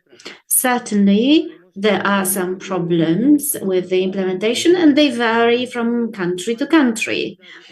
So let us just say that even if there are no issues that we have identified specifically with the implementation of the directive, there are certainly certain gaps that we can find. And our project leader has reiterated a number of times that there are differences between the rights applicable to workers working locally and workers working elsewhere on the basis of posting. I think it will be difficult to include all of these matters. I think that Artur has a lot of experience and maybe he'll be able to elaborate on that. He could provide us with more than one presentation and lecture because he is an expert on this matter. Yet another thing regards differences between migrant workers and posted workers. The differences in terms of numbers, the discrepancies between the data that is being reported and the actual numbers, the operation of temporary work agencies, and finally, the cases of legal abuse against posted workers and posted third country nationals. So I would suggest that we analyze the cases of abuse or the types of abuse. I have still prepared 2 or 3 topics that would be applicable to third-party nationals, and I believe it would be useful for us to analyze their situation as well, their situation and their status. I would like us to have a look at the rules concerning the accessibility of work permits for migrant workers, and we could also take a look at this gray market. Yesterday and today, Alexandra has made some useful suggestions, including translation. She used the example of Spain. For instance, in Spain, we have people from Morocco. People from Morocco speak mostly French. So I believe that the topic of translation is one interesting element that we could cover. I don't know if it could be dealt with within our project because the chatbot will be available in our project language. But yesterday we mentioned something else, not only the chatbot. However, I would like to sort of put a pin on this proposal because it was interesting. You mentioned the checklist. You mentioned the checklist that the employer could use to verify whether all of the elements have been fulfilled and if the compliance has been achieved. I believe that it would be difficult to do so via chat, but we could publish such a checklist online on our website so that employers could really verify whether they have satisfied all of the criteria needed to post someone legally. However, I also have some doubts. My doubts concern the obligations of all experts. We have 10 experts from 7 countries.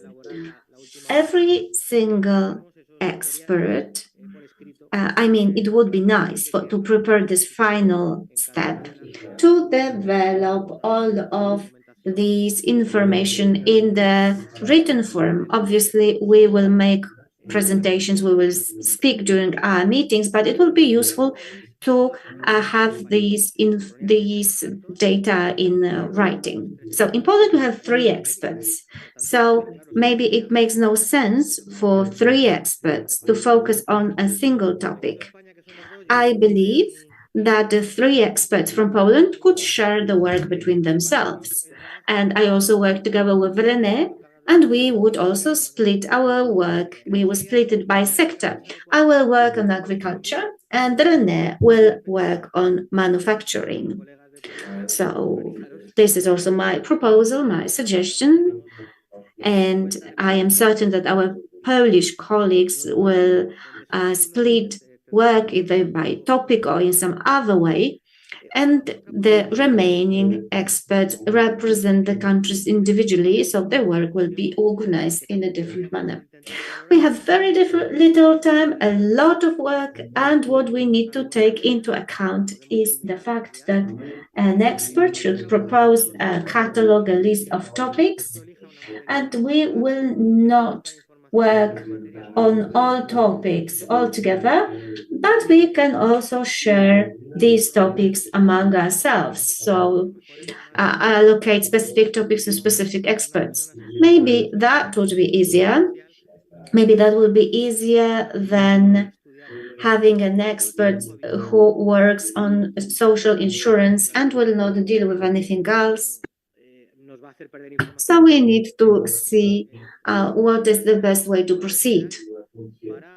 So we don't want to lose information. We want to work efficiently. Let us think how to implement this in practice. I believe this is all. I have presented my proposals, and let me now open a discussion so that we could discuss my ideas and choose the best way to proceed.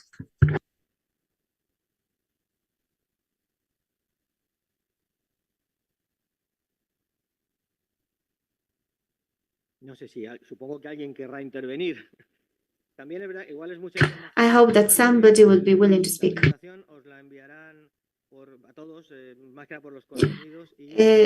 I will obviously share the presentation that I have just showed you with you. You will find there all of the dates, including the planned dates for other meetings. Go ahead. Because I saw with the dates, maybe that's more practical. It said 8 or 9. But for example, or 9 or 10th of May. But for example, the 9th of May is a public holiday in the Netherlands, Ascension Day, so it might be in other countries as well. I don't know. So is that something that will be taken into account? Sí, te contesto. Esto que habéis visto en la pantalla es la primera opción que yo había preparado antes de venir. So what I showed you were the first proposals. first proposals that we made originally. Yesterday, I confirmed them with Daniel and with our translation interpreting services, as well as public holidays. So we agreed that yesterday with everybody. So at the very end, we came up with 3 possible dates so that there would be no issues. So the 10th of May, the 7th of June, and the 28th of June, these are the final dates. And I wanted, obviously, to discuss them. But because of the technicalities, these were the decisions that were made. So the 10th of May, the 7th of June, the 28th of June. Excuse me, I don't know if I made a mistake or not. The 10th of May, the 7th of June, and the 28th of June. These are these specific dates. In June, I decided that we will meet twice in order not to postpone these meetings and not to encroach on July. Some of us may have holiday plans, and this is why we planned 2 meetings in June. These dates cannot be moved because, as we have already said, we need to organize all of the technical backup as well.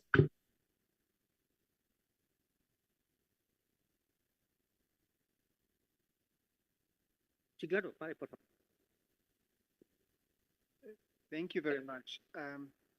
I think we can make our work much easier if we use already, and this is something that the Commission expects us to do, if we use already the fruits of the work from the previous projects.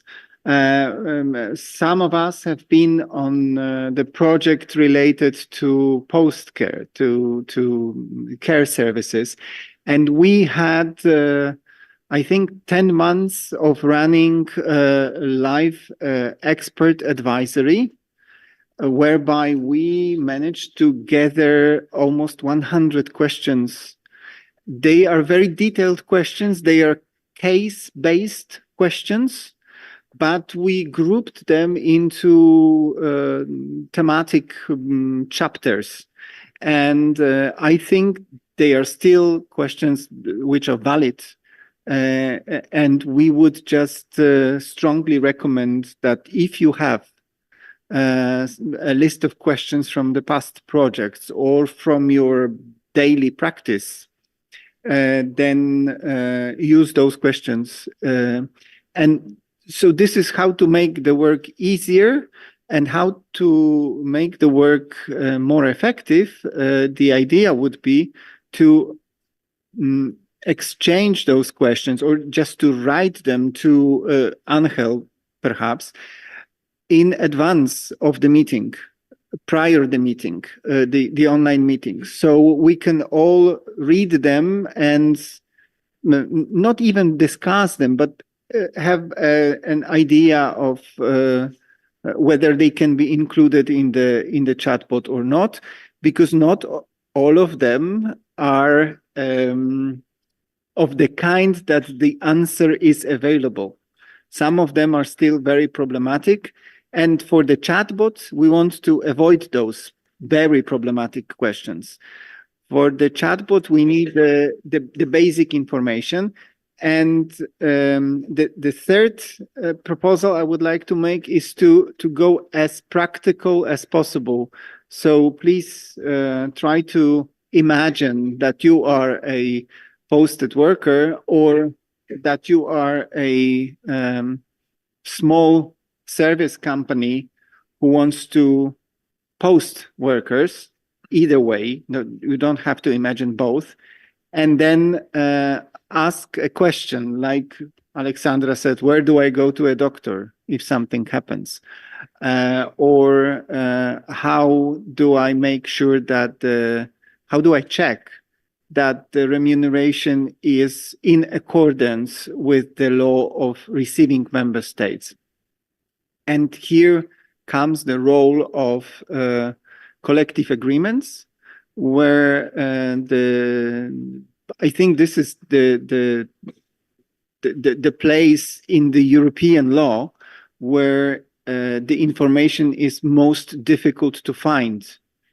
If you're looking for the exact remuneration with all the components and you try to post workers to a country with many collective agreements, the remuneration may differ according to the region, not only according to the sectors. This would be some practical question to ask, and I think it is a difficult question to be answered. I got a question from Bulgarian enterprise, and the question was very simple: which collective agreement applies in construction sector in Poland? And especially, where can I find the level of remuneration required, because we want to be compliant. And the system of registration of the collective agreements works very well, but the labor inspectorate only registers the agreement but does not publish it, which means that it is the content of the agreement is not publicly available. So you have to go to the parties of the collective agreements and ask for the text. And this is not an easy access to an information, by far, not mentioning that they are not even listed on the national website of Poland. So if you try to post workers to Poland, it's not so easy. It's not as easy as you may think. So making these questions very practical questions, like not the questions, did you know that something, but the questions, where can I find information on this? Who do I turn to in case of something happens? And we, of course, have to know the answers to these questions, because for the chatbot, we need both things. If from the list of the questions that we will all create, we'll find out more difficult questions that are difficult to answer, then we will include them in the case studies and scenarios for the video blogs. And perhaps discuss them, if they are more complicated, in the articles published on the website. So this way we will have more or less comprehensive overview on the rules on posting of workers, both from social security law point of view and labor law point of view. Thank you. Sí, muchas gracias, Marek. Totalmente de acuerdo en la primera parte. Thank you very much, Marek. I do agree with you. Initially, we can use the materials that we already have. I participated in developing them, and I know the questions that we developed in my country. We also provided these advisory services online. But I do not have questions that were developed in other states. I don't know if you could send them to me. All the questions were focusing on the care sector, specifically. And I believe that not all of them will be applicable to our sector, but certainly we could edit them so that they could be used in our context, and we could use them as a fantastic input material. So what my proposal was to analyze the needs state by state, as we wanted to do today in the morning. And when it comes to Spain, I prepared a short presentation. In Spain, every employee can go to the website available in Spanish, in English, and in other languages as well.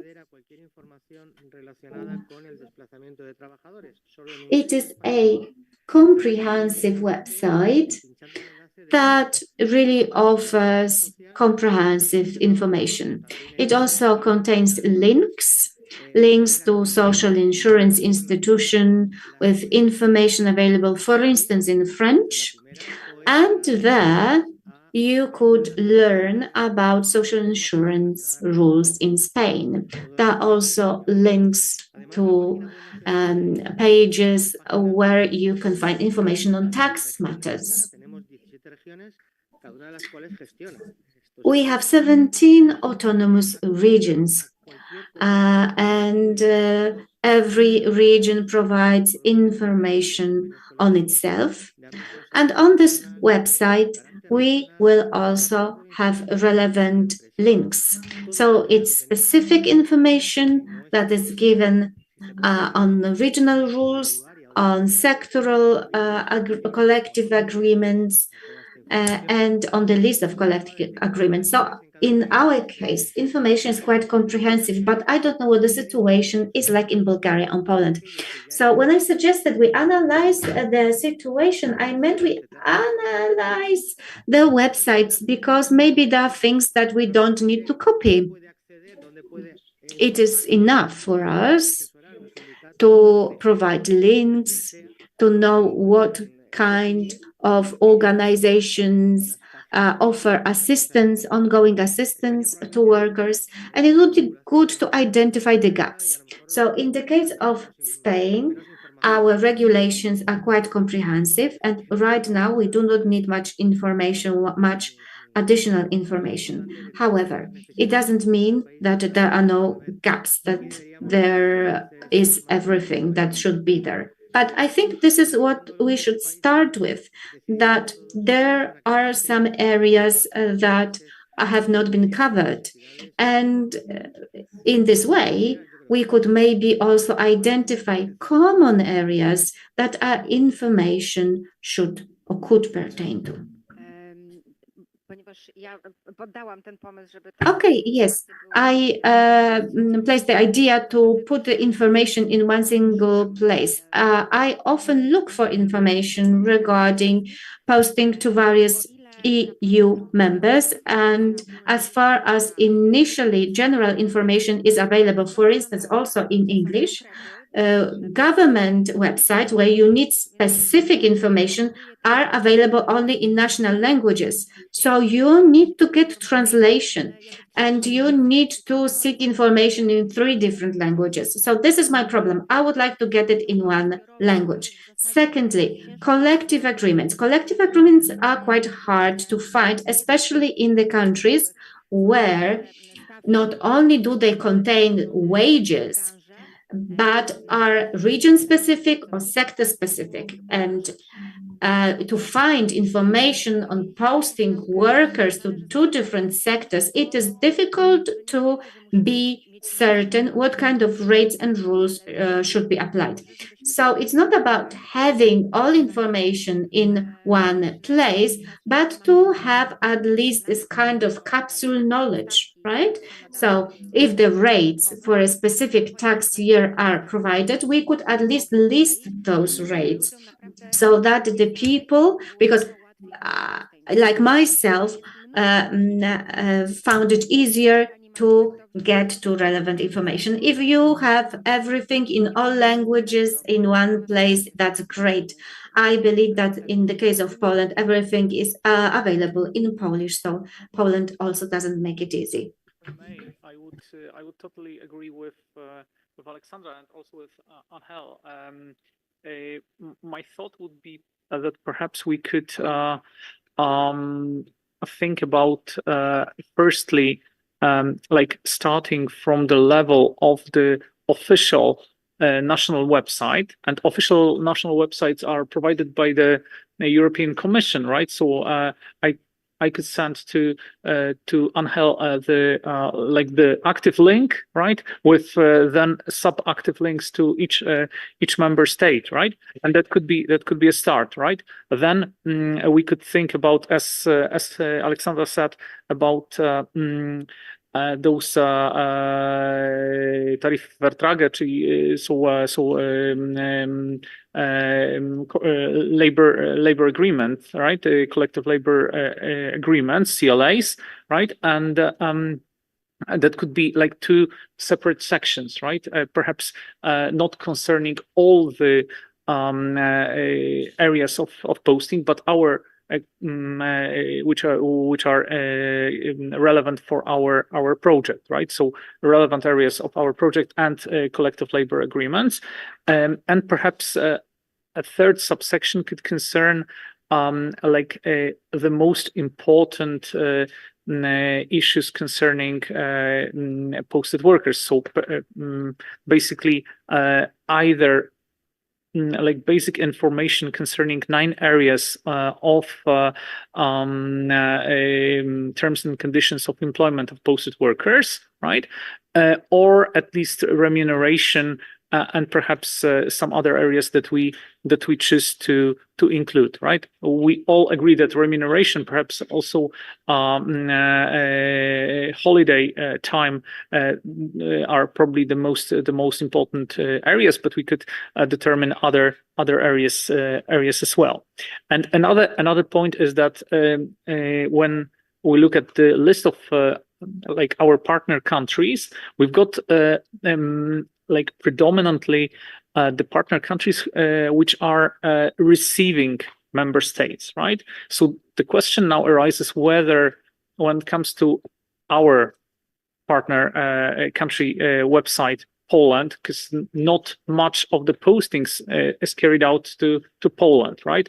Very many postings are carried out to Germany, to the Netherlands, right? Quite a lot to Spain as well, but not necessarily to Poland. And the question is whether we could do it when it comes to posting to Poland, or rather perhaps concentrate on posting from Poland, right? That's the question. Of course, I can imagine that the requirement from the Commission, from the European Commission, will be checking the deliverables of our project would be whether we did it also for Poland for incoming posted workers to Poland. So pro forma, we will probably need to do it, right? But perhaps the focus could be on the information on the outgoing postings, right?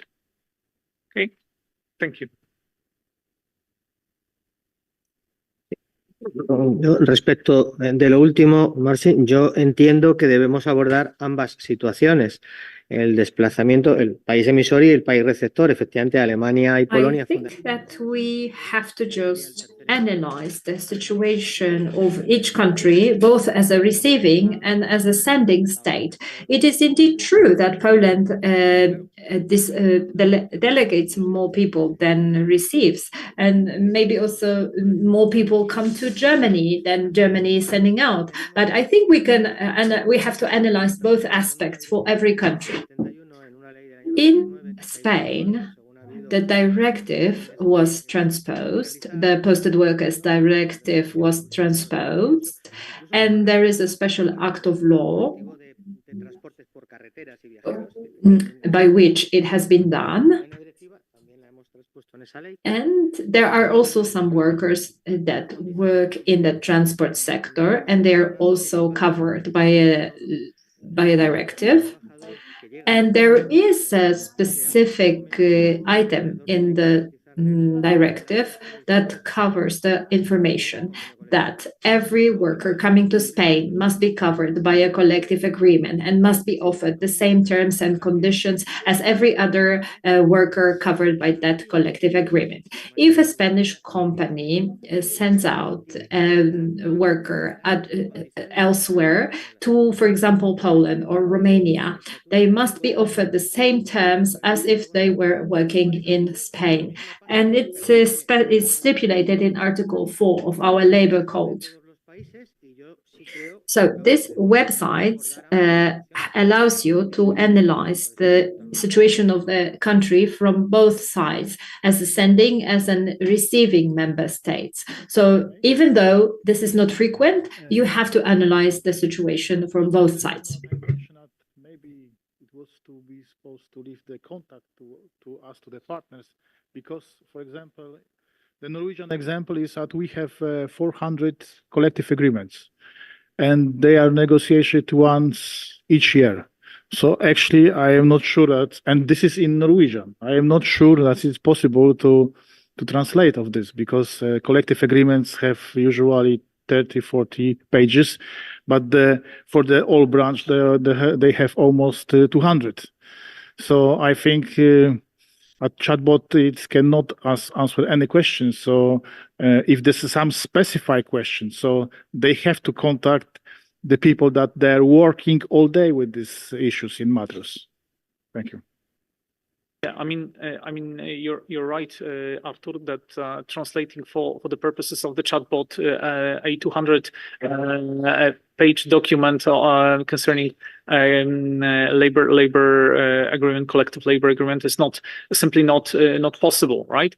Perhaps if we put on the website the link to this agreement, and perhaps even the listing of the major section in this agreement. For instance, I don't know, section 3 concerns remuneration, right? Section starting from, say, paragraph 20 to 27, that's about remuneration. I think that would be probably enough for the purposes of the project, right?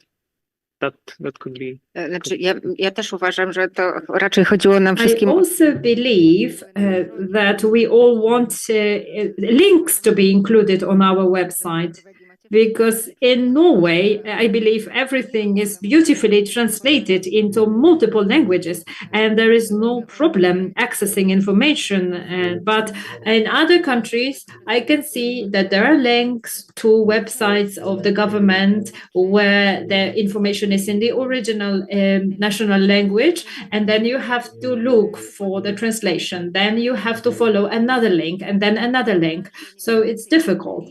So what we can do is to include a link for every branch. For example, construction, link, and the textile industry, link.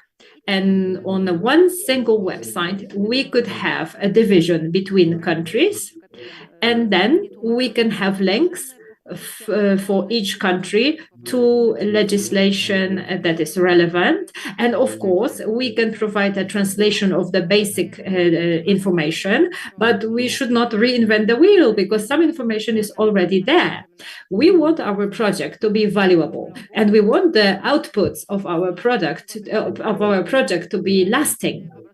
That's why it's best to simply provide the gist of information on a single website. I remember that EURES used to have a website like this, and it was beautifully designed and structured. All information about employing people in various member states was provided there, but it was somehow lost, and then the official EU websites do not provide that so comprehensively.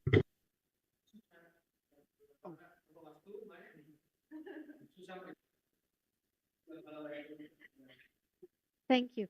Yeah, just because you also talked about sustainability. I was just thinking we would also refer to some Dutch official sites which have the information in English, which we're lucky. But earlier we also created the own portals. And if we talk about sustainability, and I raised it online too, I know that we're not focusing on care now, but what we were thinking to do, although I realized that in this project there's no budget for that, but we were thinking that also the portals that we have already developed for those partners who were in multiple projects, we can include now agriculture and manufacturing, but also leave the care. And I presume that then maybe this website can also link to our portals, and we can link to all the other portals and the main one. And I would suggest, even though not required, but we are flexible anyway with the application, that maybe we also keep still a section on care work, because otherwise we haven't done that work for nothing, and to still inform people. By all means, don't cancel the care section. No. I think we haven't said it clearly enough, but please use the existing channels that you know that are working for your stakeholders, for your clients and your stakeholders. because if we produce yet another web page, we need to promote it from the start. Why should we do this if we have channels of information that are working? So if the purpose is to get with the information to as many people, as many persons as possible, then of course use the existing channels. What we are doing in this project, we are building up on what we have already done in our organizations, in other projects, or just in daily activities. So I absolutely agree. Let's build up. And I forgot what I wanted to add to what Arthur. Oh, Arthur. When it comes to Norway, I think that already useful information is such that be aware, it's a disclaimer, be aware that collective agreements are revised yearly in Norway. So before you send your workers or before you go to Norway, please check for the updates. And that's already a very useful information, that it doesn't have to be exactly the same as it was last year. So we need this kind of simple information too. Thank you. Sí. Bueno, yo voy a hacer, no sé, creo que tenemos dos instrumentos para trabajar. It seems to me that we have two different tools to work with, but maybe we are trying to include too much information on both of them. I think that the majority of what you said is useful for the portal, not the chatbot.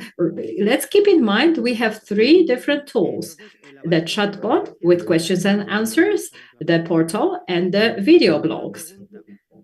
For the chatbot, the key thing is to formulate the questions correctly. For example, where do I turn to find out what employment terms apply in this sector? For example, construction sector in Bulgaria.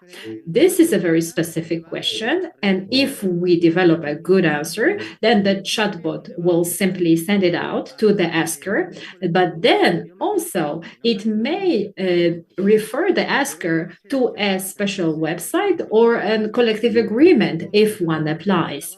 I think it's the basic principle of a chatbot. But the key and crucial aspect of designing a chatbot is to formulate the questions correctly so that the chatbot is able to answer the question correctly. So good question and appropriate answer. And also we need a certain set of questions, a certain number of questions. And we will have an IT specialist who will build the chatbot.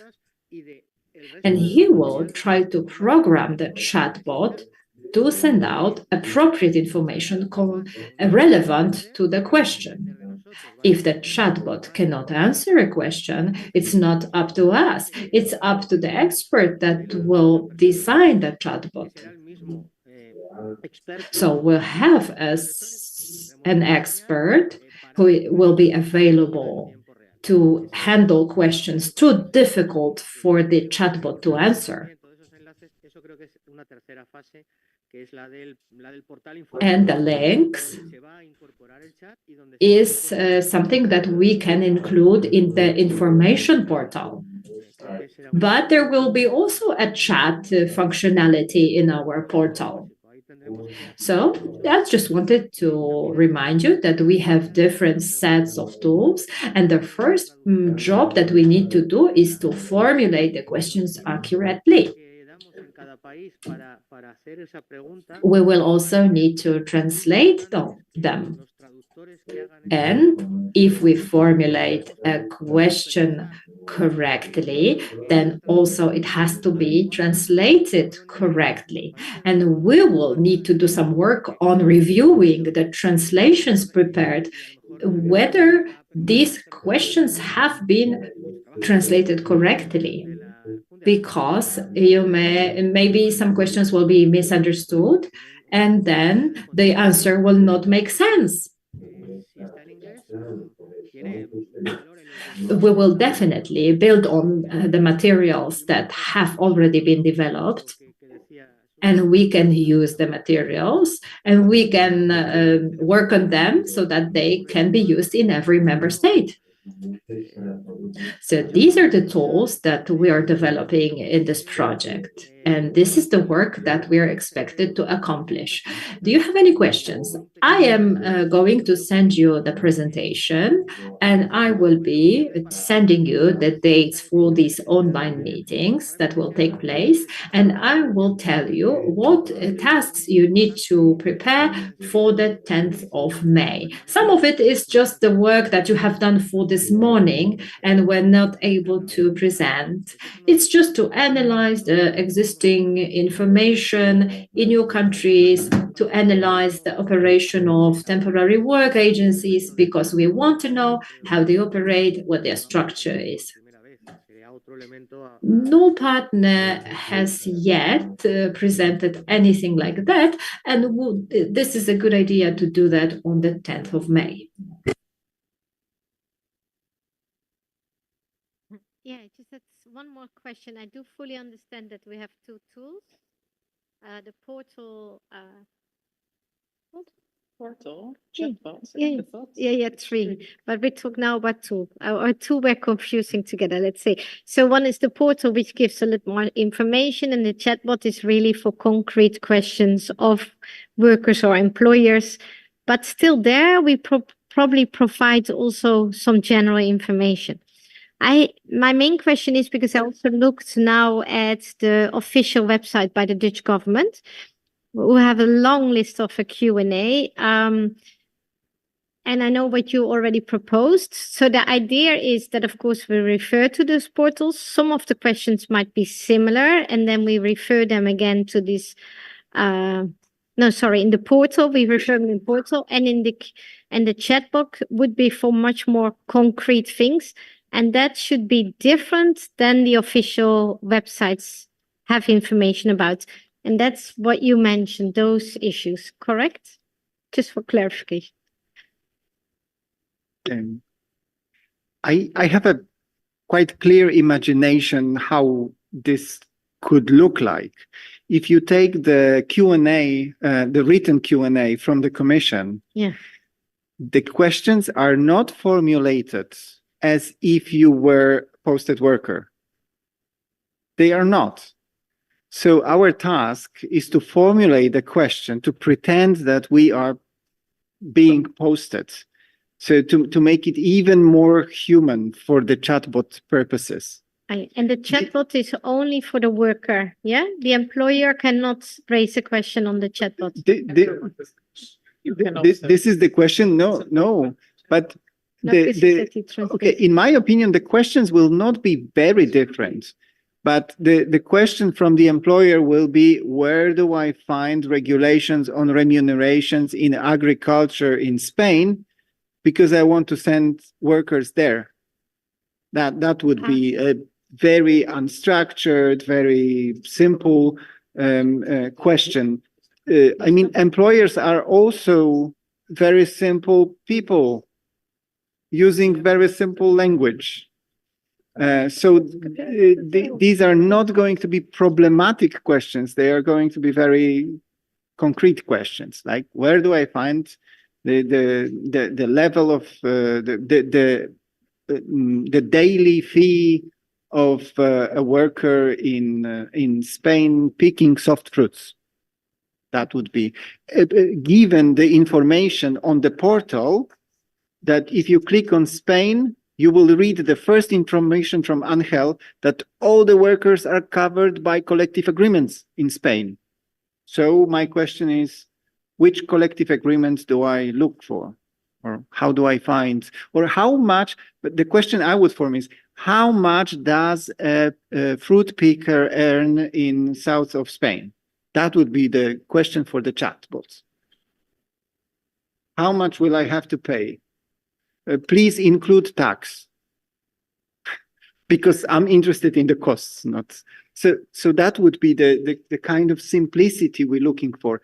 And yes, we can base those simple questions on the more problematic questions that are already developed in the guidebook by the Commission. Absolutely. And from our previous projects. But we're looking for this kind of simplicity. If you noticed, even I have rephrased these questions and refined it down to simpler version from the first thought that came to my mind. So we have to do this exercise, all of us, and come up with 100 questions.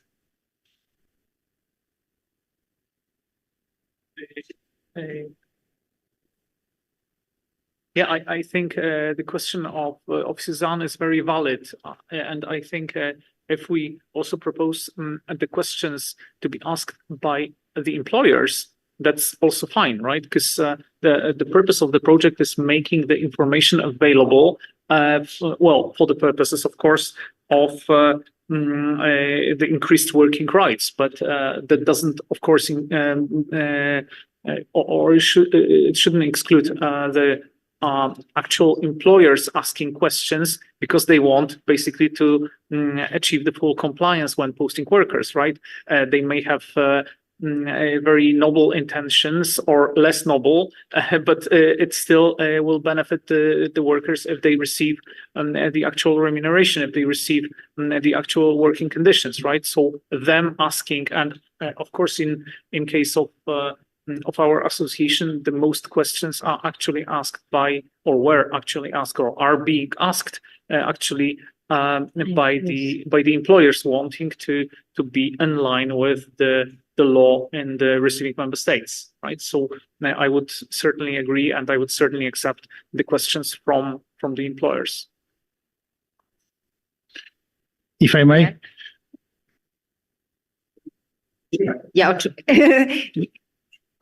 Ja tylko słóweczko.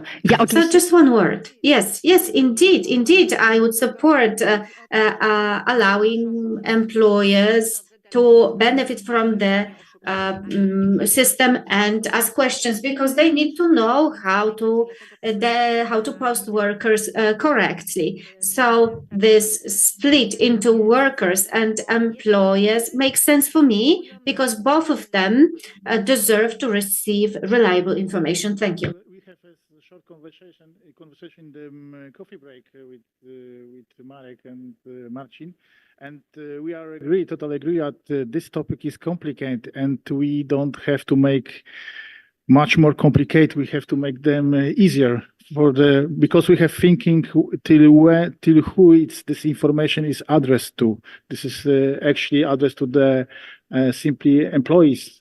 And they have to understand, because if they will have a complicated answer, so I am sure that because I have some experience, that even they don't understand this. So the answer is supposed to be clear, short, and simple, I think.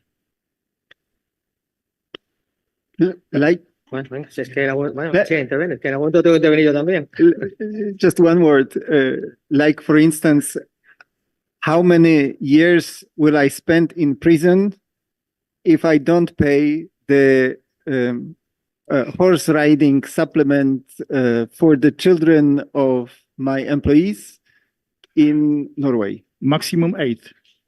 Thank you. That's a simple question, simple answer. Thank you. Ja tylko jeszcze taką rzecz dopowiem. Okay, so let me add one more thing.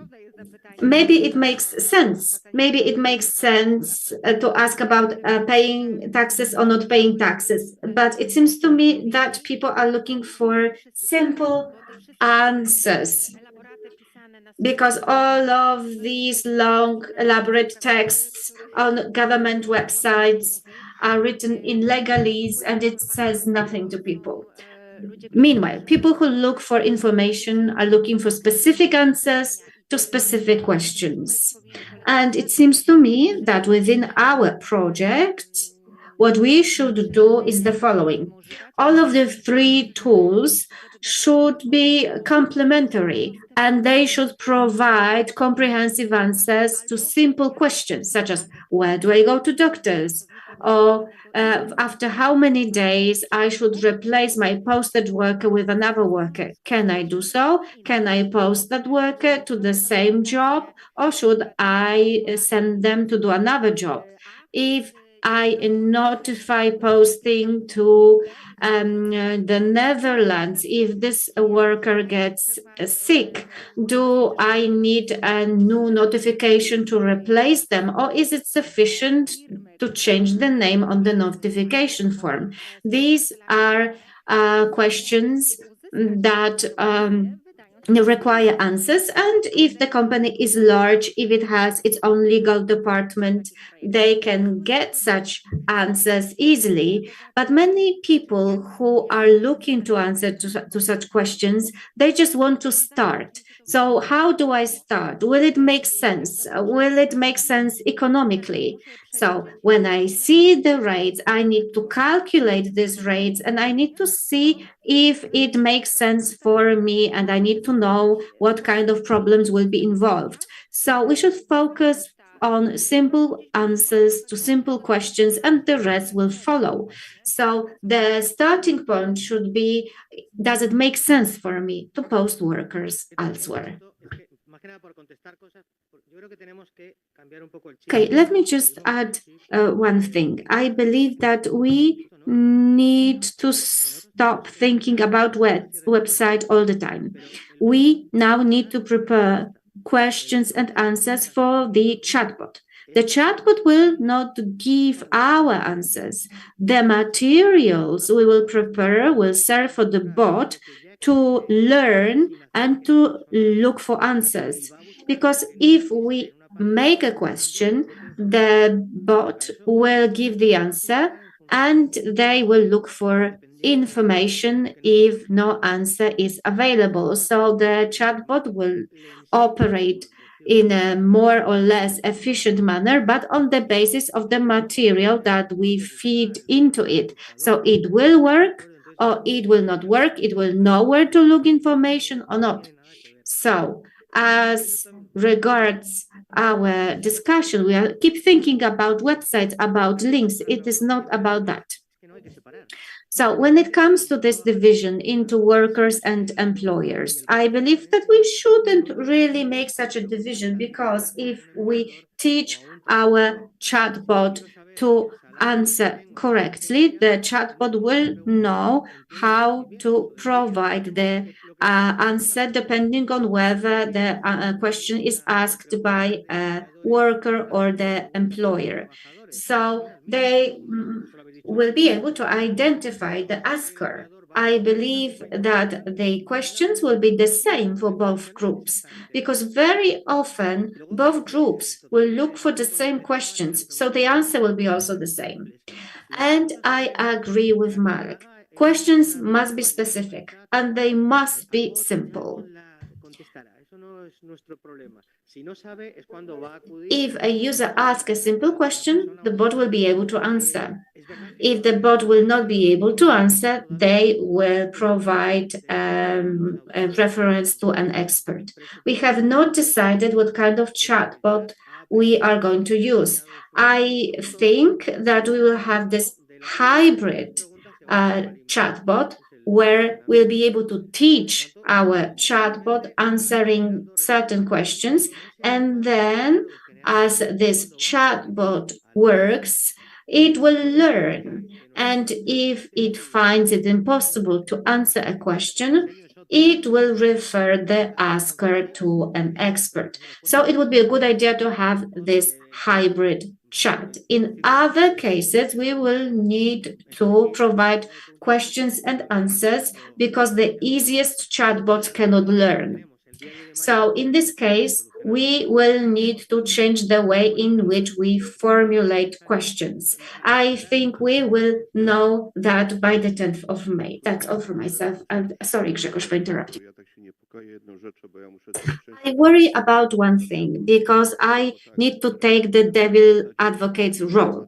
Yesterday, we talked about the assumptions of the project and the fact it's a soft project, it's targeted at workers mostly in transnational context. And now we are moving more and more towards assisting employers and providing them with information. This is not the key focus of this project. Employees should seek another sources of information. So Angel has said we should have a single set of answers and questions. We cannot have two answers to a single question depending on whether it was asked by the worker or by the employer. So let us simply focus on providing information regardless of who the addressee is. Yes, I wouldn't split it at all. Thank you. Yes, I agree with you. I agree with you totally. If I'm a worker, I want to ask about my own rights, right? For example, about holidays that I'm entitled to. And the employer, if they ask the same question, how many days of holiday leave my worker is entitled to, the bot will answer in the same way. For instance, 30 days a year. So if the question is made correctly, if there is sufficient amount of material so that our IT experts can teach the chatbot to give correct answers, the chatbot will be able to provide an answer. Previously, I suggested that maybe during our preliminary work, we could maybe think about case studies.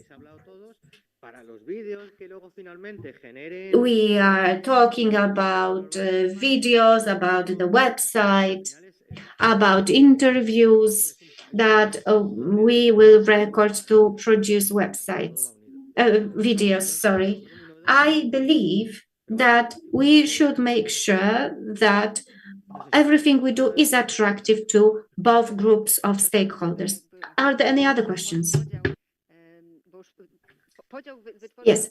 So this division came up when we asked whether the target group is workers or employers. And we decided that it will work for both because posting concerns all the interested parties involved in posting. What I meant is that if I make a question from a perspective of a posted worker, I will not ask the same question from the perspective of the company because my questions will be different.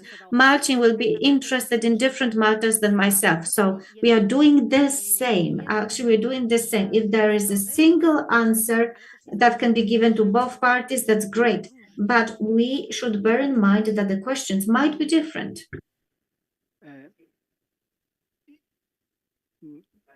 If I may now play the advocatus diaboli role, there is this very big organization of woodworkers and builders, trade unions association, a pan-European trade union organization.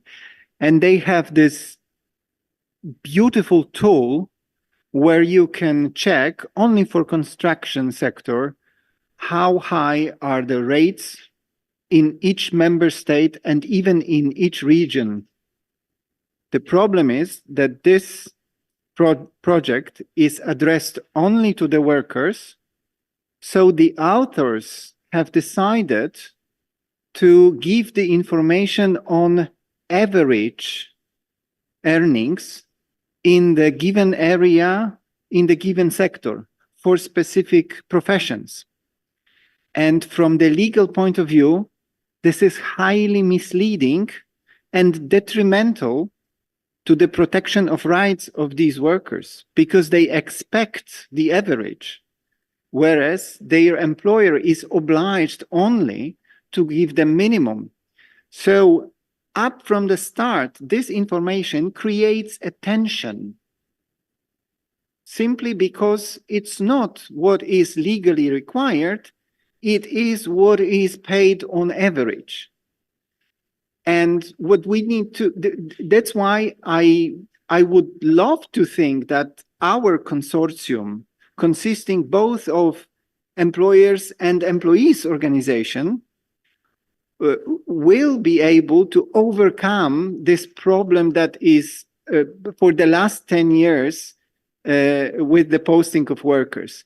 When you go to a conference organized by trade unions, the rhetoric is completely different and they preach to themselves. And when you go to the employers' organizations, they preach to themselves. They speak two different languages. Actually, I believe that creating simple questions for the chatbot, the biggest value is that it should be impossible to get different answer for the same question depending on who is asking. It should be impossible.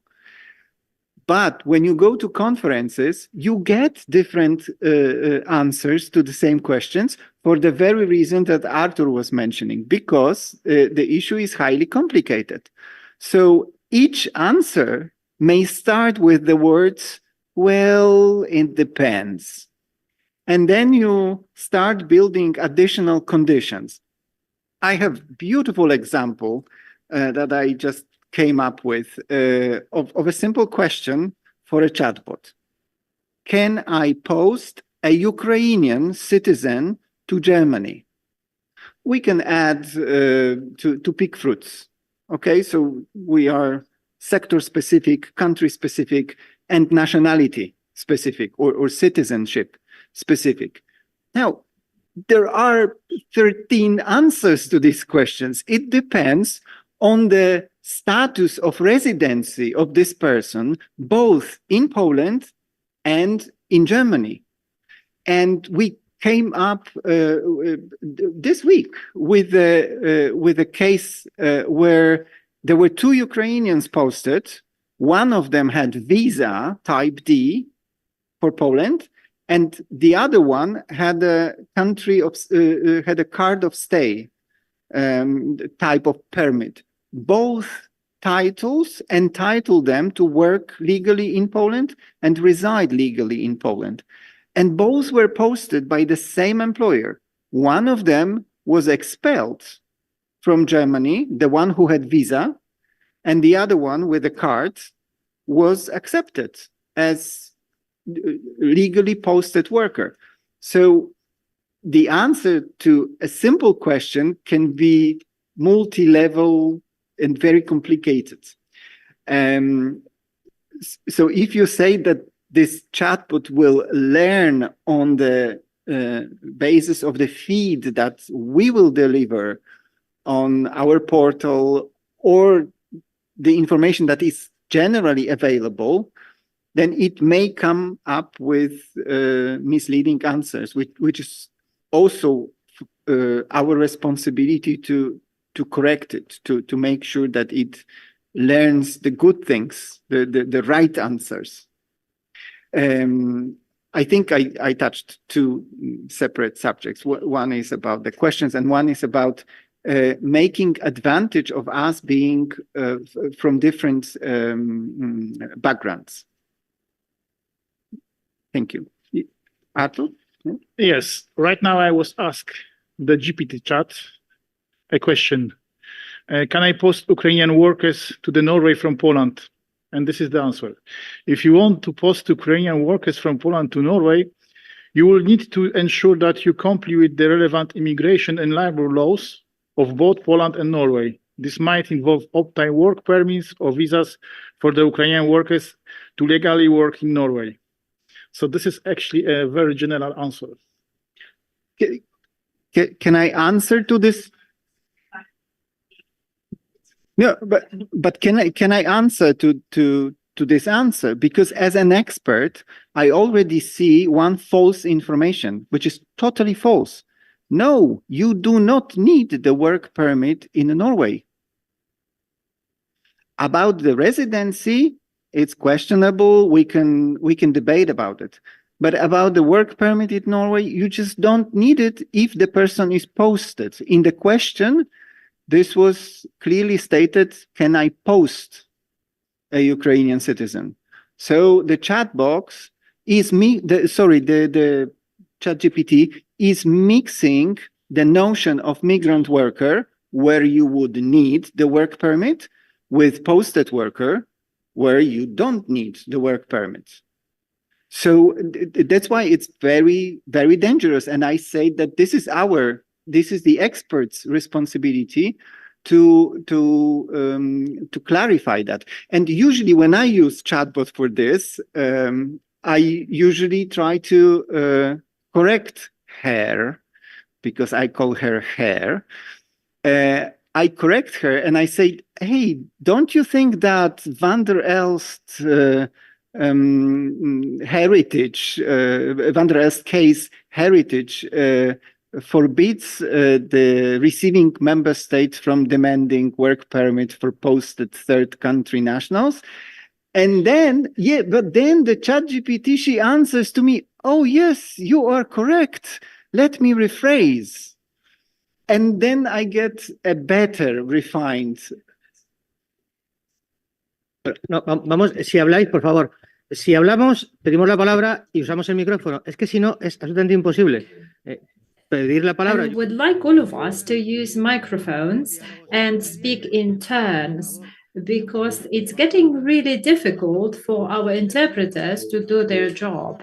And some of it may be even some of what we're saying may be lost. So please ask for your turn, wait your turn, and then turn on your mic. But this is additional information, and this is a smart, I think. Maybe we can use this. Additionally, consulting with immigration authorities or legal experts familiar with both Polish and Norwegian law will be advisable to ensure compliance and avoid the potential legal issues. So we get the reference. Yeah. Sigo creyendo que al final el problema está en cómo hacemos la pregunta. Marek ha hecho una pregunta antes general, has dicho un ucraniano, puedo desplazar un ucraniano. Okay, so when you were discussing the specific case, can a person from Ukraine be posted? The answer didn't include any information regarding the state to which this person was to be posted. So we need to teach the chat to provide a country-specific answer. If we don't teach the chatbot, it will not provide the answer. So from our point of view, the question was lacking specificity. It is important to ask the correct questions, specific enough. So the way in which a question is being asked is highly relevant, and obviously what we teach our chatbot. So it might well be working if we can test it ourselves, and then the moment that the chatbot is there, then we ourselves are going to ask questions. So it can be, we can improve it already. Because actually we know best what we want to get out, but it's only by testing that it will be better. That's what actually the experiment shows. So, because otherwise, if we just give in questions, we might run the risk that it's still not the proper answer if it's just asked a bit different. So indeed, so the question is whether we, along with the questions, we should provide or try to come up with the answers, and the answers could be in a similar vein to what Artur mentioned, right? So the the major answer or first part of the answer, we might say, and then the second part, if you still have any further inquiries or still have doubts, you can consult either this or go online to this link, and this could be a link to for instance, a trade union or organization of employers as well, right? To give both sides providing information, or you can try to contact our expert, and then that question could somehow be translated or transformed or put up for the expert, right? Sí, efectivamente, es algo así. Lo que dice nuestra colega de Países Bajos, totalmente de acuerdo, es muy buena idea, me la apunto. Testar el chatbot cuando... Yes, indeed, the idea presented by our Dutch colleagues is very good, so that we could test this chatbot, whether it's capable of answering our questions. And I don't want us to forget what a chatbot is, because I don't ask a single question only to a chatbot. You can start a conversation and ask further questions. If I ask further questions, the chatbot will look for answers and provide me with additional information. So if my initial question is incorrect, I won't get the correct answer, but we can ask the next question and we will get references to information and so on. So I assume that we will be successful and we will get this hybrid chatbot model. All of us need to accept the fact that right now we don't know the exact solutions, but we will have this information soon. I don't know if there's anybody else who would like to speak. Yes, anybody else?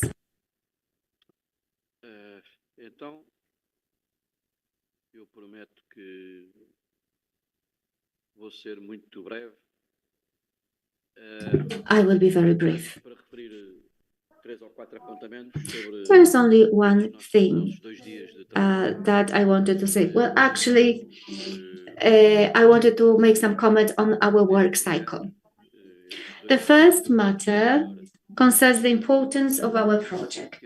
Over the last 2 days, we realized how important our project is and that the range that we can get, the range of outreach today when we have so many posted workers, migrant workers in agriculture, in manufacturing. So I believe that our project will make our organizations better prepared to respond to this new reality. We will understand better the rights of workers and we will be able to defend them better.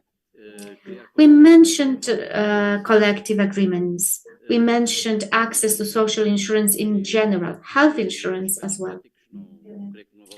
And we mentioned a number of issues.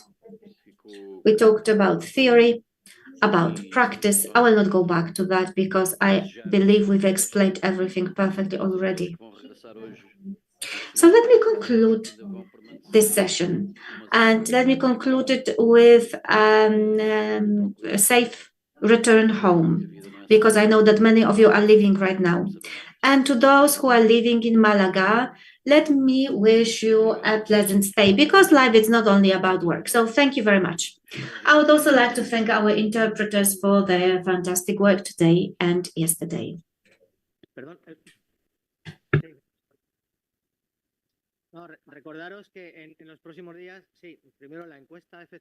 Thank you very much. Let me remind you just a few things. Yes, the evaluation questionnaire, it must be completed before we end our day today. And tomorrow more info is coming on the 10th of May. We will try to get more information, get more data for our work in this project. Thank you very much. Thank you for your work. Thank you to interpreters. And thank you, Herman, who is responsible for our technical support. And thank you to everybody involved in the organization of the meeting.